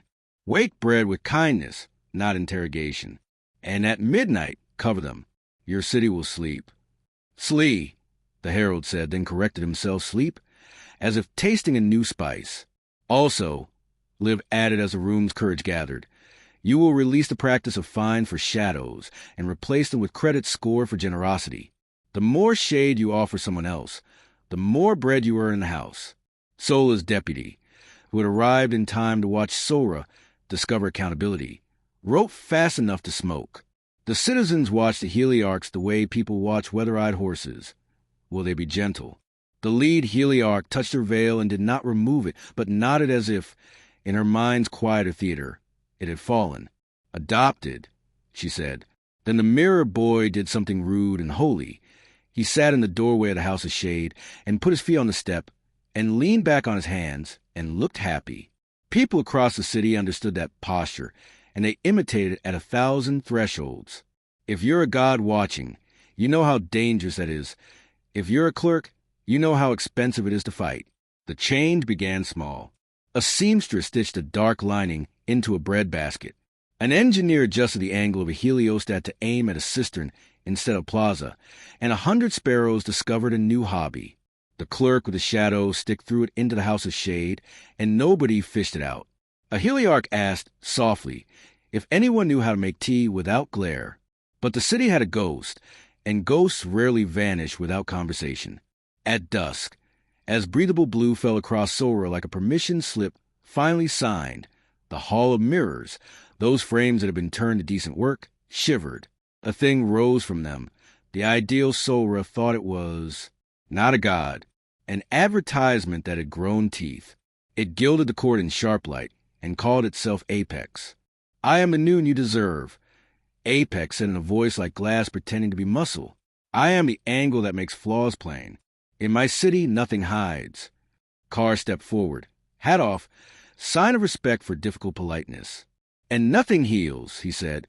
Apex wheeled on Liv. You will put your house back into its jar.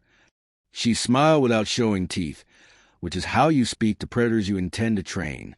No, but I brought you something. She lifted the old wick. Apex laughed.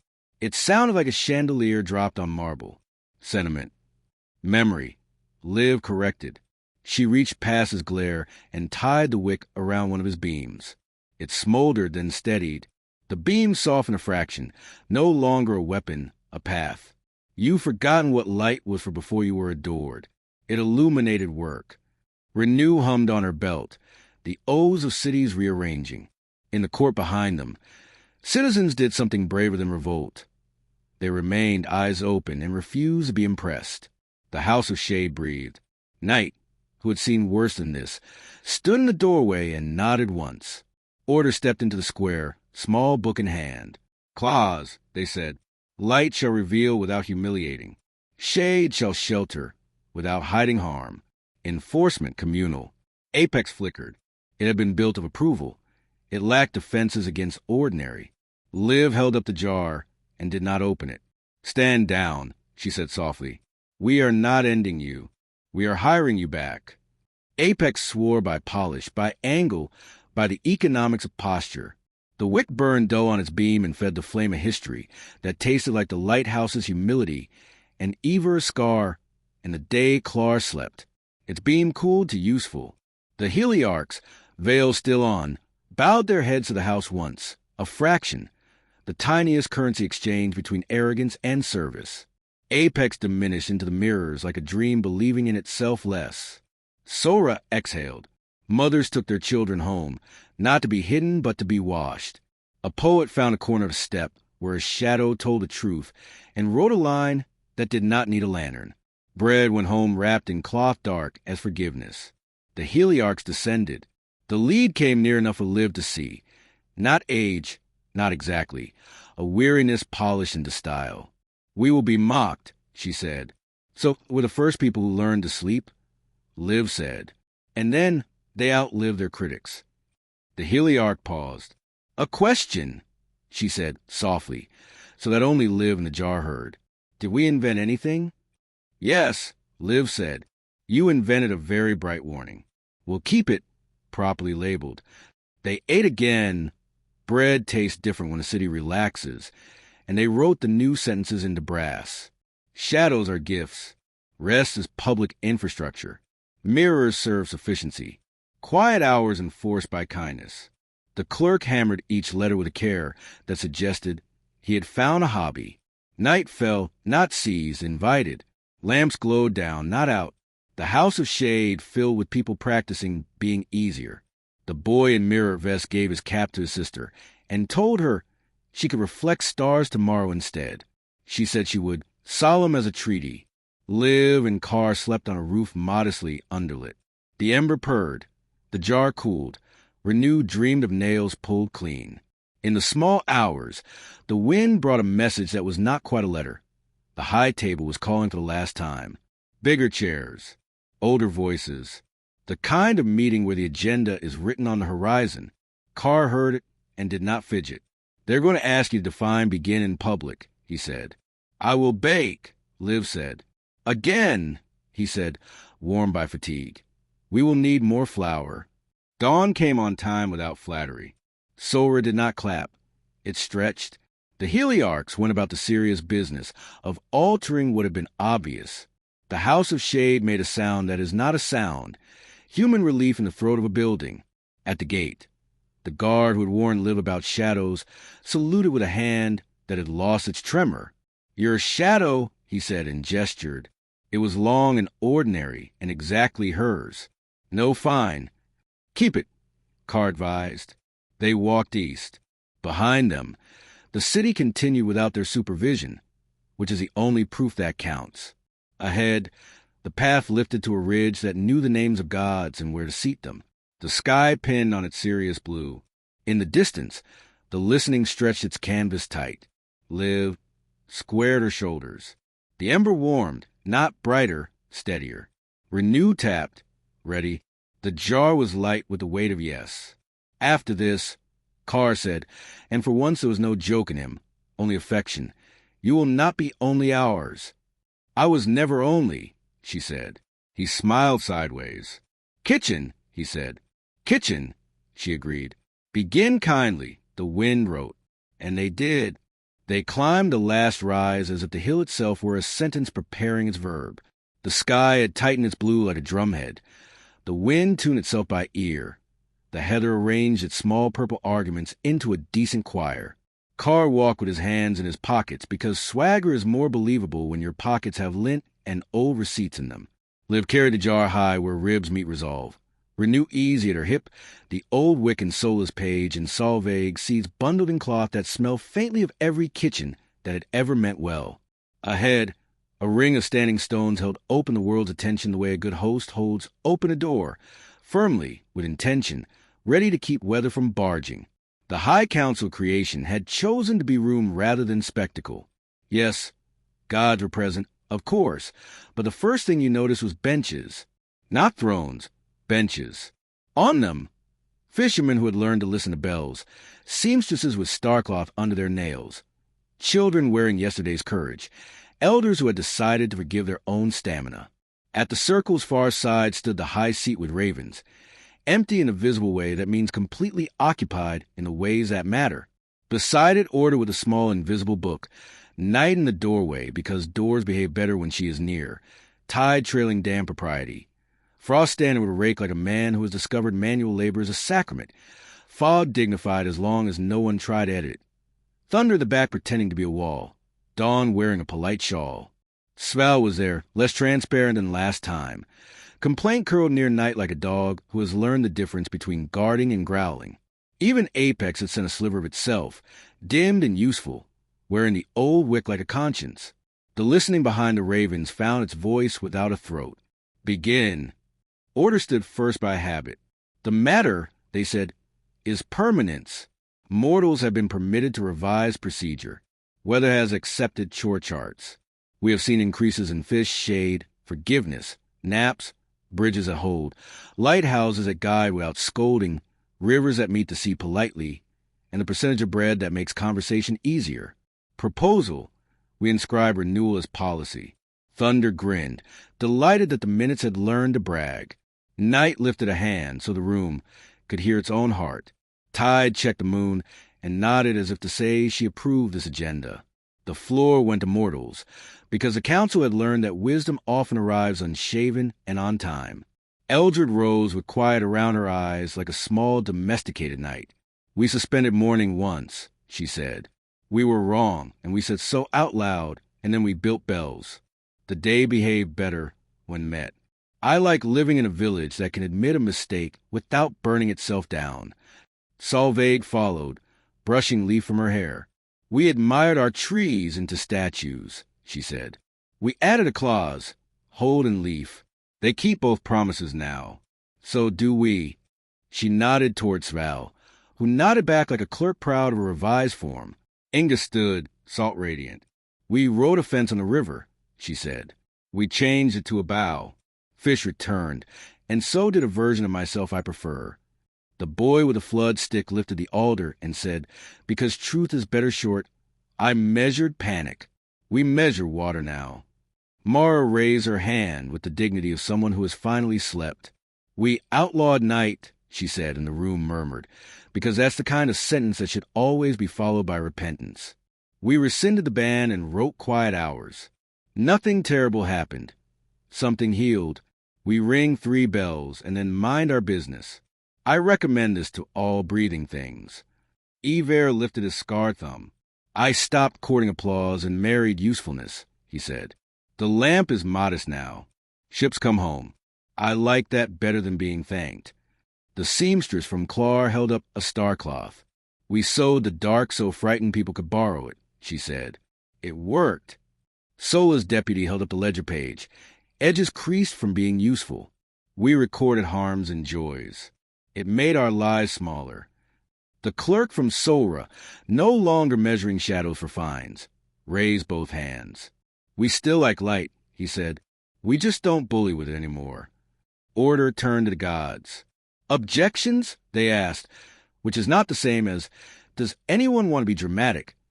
Though Thunder tried to read it that way, and Night gave him a look until he decided to behave. Fog lifted a tendril. I would like to occasionally be allowed to be beautiful without being useful, it said. Granted, said Order. Claws, art. Frost raised the rake a precise inch. And sometimes to be cruel where cruelty teaches nothing, he said. Denied, said Night, and the room agreed before it realized it had. Tide tapped his boot. I require moon. Keeper consulted, he said, and somewhere out there the moon laughed like an old ant with secrets. The ravens pecked a table and delivered the listening's verdict to itself. Proceed, the listening said. Proof. Liv stood. She did not climb a dais. She stepped into the wide, worn space where markets and councils and weddings occur. She set the jar on the stone, the old wick on the wood. The seeds beside them. Sola's ledger page folded into the cloth. She placed renew so that if a vow needed a handle, a hand would not have to travel far. You've asked whether renewal can scale, she said, and her voice was the voice kitchens have when it's time to call people to the table without scaring them off. Whether practice can carry what miracle starts. I have only the proof kitchens always have. We will feed each other again. She didn't light a great fire. She borrowed heat the way good bakers borrow time. Carr held a wind the way you hold a baby who wants to see more than it should. Night dimmed the ring to kind. Dawn offered light like a good window. Tide gave water that had met sea politely and returned with stories. Frost promised patience and then, within his rights, held her to it. Solveig gave flower with a past in it. Eldred rang a small bell to remind hands and breath to agree. Liv mixed. She didn't talk while she needed. Talk would have been a kind of flattery. The dough learned itself under her palms. She covered it with starcloth. While Rose the council did what councils must, it argued with manners. Order read aloud the draft of the compact of renewal. Clauses shaped by kitchens. Begin kindly. Ring before you expect the world. Make rooms where breath can change its mind. Let light reveal without humiliating. Let shade shelter without hiding harm. Keep rivers as roads, not closets. Teach towers to guide, not preen. Write vows with handles. Record harms and joys. Praise motion, not pose. Hold and leaf. Rest is infrastructure. Quiet hours sacred. Chains together. Complaint lifted his head. Add. Improvements welcome. Excuses denied, he said, and no one had the heart to refuse a creature that honest about his job. Add it, said Order, writing where everyone could see. They baked.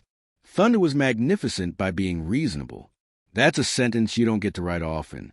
The loaf came out with a crack across its top, like a smile that has worked in weather. Liv tapped the bottom for truth. It answered. She cut slices thick enough to be serious and thin enough to be shared. She fed the gods first, because hierarchy isn't flattery when it's hunger triage. Order took a heel and chewed like a judge admitting they like a joke. Night broke her piece in two, always, and tucked half under the bench for whoever comes late. Tide dipped his slice and taught it to be coastline. Dawn kept her hands to herself and did not beam. Beaming is rude at a meal. Frost held the steam without scolding it for being imprecise. Fog softened every mouth in reach and was not corrected. Thunder made the exact satisfied sound of a storm that has decided to cancel itself for the sake of a wedding. Mortals ate next because policy is only impressive if it reaches mouths. Children went quiet because good bread silences the right things. Eldred cried once and then scolded herself and then cried again, and no one rescued her from that honest choreography. Solveig judged Crumb and found it worthy. Inga swore by fish that this was justice. Mara closed her eyes for 3 breaths with the whole town inside them. Iver looked at his hands and forgave them for earlier arrogance. The clerk from Sora stole a second piece and wrote himself a fine for joy, then crossed it out because Sora had new rules. Sola's deputy wrote, less than usual, and called it accuracy. When it came to Carr, he didn't eat immediately. He held his peace and looked toward the stones as if the horizon were a shy guest. "We're not building a monument," he said. "We're building appetite." He took his bite and closed his eyes like a man who knows he won't get to keep everything and is grateful anyway. Liv ate last. Not because saints must, because bakers should. The ember in her rib cage breathed with her in rhythm, not ownership. She set down the knife. "This is what I have," she said. "We can turn miracles into chores. Chores into customs. Customs into character. It will not be impressive every day. It will be sufficient." The ravens clicked like coins choosing generosity, and the listening reached a decision. "Adopted," it said, and the ring exhaled a whether you don't have a word for unless your grandmother taught you to name the exact quality of light over a table before the first laugh.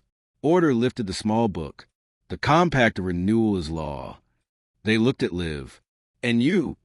Titles have been proposed. Thunder boomed suggestions like a man who collects nicknames. Tide offered something in a language only rivers and midwives speak. Fog proposed a name that vanished on purpose. Night smiled and said nothing. Night's names are gifts, not warrants. Liv shook her head, gentle. "If you must call me anything," she said, "say Baker, or Bringer of Bells, if you need more syllables. I'm not a temple. I'm a recipe." Carr laughed the way you laugh when your friend refuses to let a crown ruin a good haircut. "Very well," said Order, amused and relieved. "Baker, we will summon you when kitchens quarrel with altars." They closed the book. One more proof required. The jar on the stone warmed in her hands, as if agreeing to be brave. Liv lifted it and looked into its faint red heart. "You want to know if the ember belongs to me," she said. "It doesn't." She turned to the ring. Not to the gods, to the benches. Who will carry dawn? Hands rose. The boy with the flood stick, a girl from Sora with needle-pricked thumbs, a fisherman with shoulders like promises, the seamstress with star thread, the grandmother with the potato sack report, Sola's deputy, Solveig, Eldred, Mara, Inga, Iver, a baker from a village we haven't met yet, but will, because this is how these stories behave. Liv smiled, small and entirely unholy. Good. She did not split the ember like treasure. She shared its habit. She touched the rim of the jar to each set of hands and let the warmth teach their palms a rhythm. Breathe in longer out. Rise, rest, bake. Begin, pause, begin again. 100 small dawns learned the choreography of humility and went home in ordinary bodies. The jar cooled and did not empty. It learned a new job, to be room. The council watched the world decentralize and did not panic. That is your miracle. Power consenting to multiply. Night tied quiet hours into the compact with a ribbon no one could see, but everyone could feel. Order added a clause that made everyone briefly nervous and then grateful. Change your mind when you learn better. Thunder wrote chore charts on his arm and did not roll his eyes. Tide bowed to Moon, and the Moon bowed to no one and smiled nonetheless. Complaint stood and stretched. "My work increases," he said, pleased. "Good. I'm at my best when people try." Apex's dim beam touched the House of Shade's doorway in Sora far away and, feeling foolish, asked the child if it was needed. The child said yes and fell asleep under it. Svel leaned on his rake and looked embarrassed by relief. Fog lit the edges of the minutes to blur where necessary. Frost promised to spare the last tomatoes if asked politely and on time. Dawn rehearsed, not taking credit. Night checked everyone's pockets for sirens and confiscated 3. Carr touched Liv's shoulder. "You've done it," he said, not awed but satisfied in the way carpenters are when a table takes weight. "We have," Liv said, looking around at gods pretending not to be proud and mortals forgetting to be ashamed. "Now comes the part no one writes songs about." "Maintenance," he said. "Right on cue?" "Maintenance," she agreed, and the ravens, who enjoy a punchline, cackled so hard the listening had to swat them with a feathered glance. The council adjourned not with trumpets, but with chores. People went home with recipes, not relics. Bells traveled. Star-cloths traveled. Wicks traveled. Renew remained, humming on the table for the next vowel that shows up without a handle. The compact of renewal, ink, breath, laughter, clauses. Went out the way good news always goes out. In pockets, on tongues, and habits. On the way down the hill, Carr walked without hands in his pockets for once. He looked very tired and very content, like a man who had led a dozen errands to water and watched them learn to drink without being told where their mouths were. "What now?" he asked, purely to hear her voice say it. "We go bake where bread is behaving like legend and needs to behave like supper," she said. "We ring for villages that forget to arrive. We fix the tower whose light gets jealous again next winter. We teach a river in the south to be rowed. We remind a spring in the east to be thirsty. We show a city across the sea that mirrors don't own mornings. We spend decades. We get old. We train people who will refuse titles with us. We hold and leave." Carr nodded. "Good," he said. "I don't like endings." She glanced at him. "Endings like you now," she said. "We hired them back, remember? They're for sharing, not punishing." He smiled sideways. "Kitchen," he said. "Kitchen," she answered. Knight walked with him a while, then peeled off to hush a town arguing with its own dreams. Order paused on a ridge to straighten the horizon's hem. Thunder went to keep a storm busy until 3 weddings were done. Tide arrived where she was expected and left when she was thanked. Frost put down his rake and held a child's hand over ice to show how shine lies. Fog found a poet and made them better. Liv slept that night under a roof that had learned to love its own shade. The jar by her head was cool with usefulness. In her dream, ovens along a shoreline sent out loaves like slow comets, and far out at sea sailors smelled home. In the morning, bells would ring and nobody would mistake them for miracles, which is precisely why they would work. Somewhere a clerk hammered a plaque that read, "Begin kindly, rest bravely, change together." Someone else underlined the small line beneath, "Bring your own courage." Dawn came on time, not splendid, not shy, a worker reporting for duty. Liv rose, tied on the cloth that kept flour off particulars, and stepped into a day that had already agreed to be ordinary, which is the only kind worth saving. The world hummed, not perfect, fixable, and the hum sounded very much like a kitchen at breakfast. Begin again. The wind wrote through the heather in a handwriting you now recognize. And we did.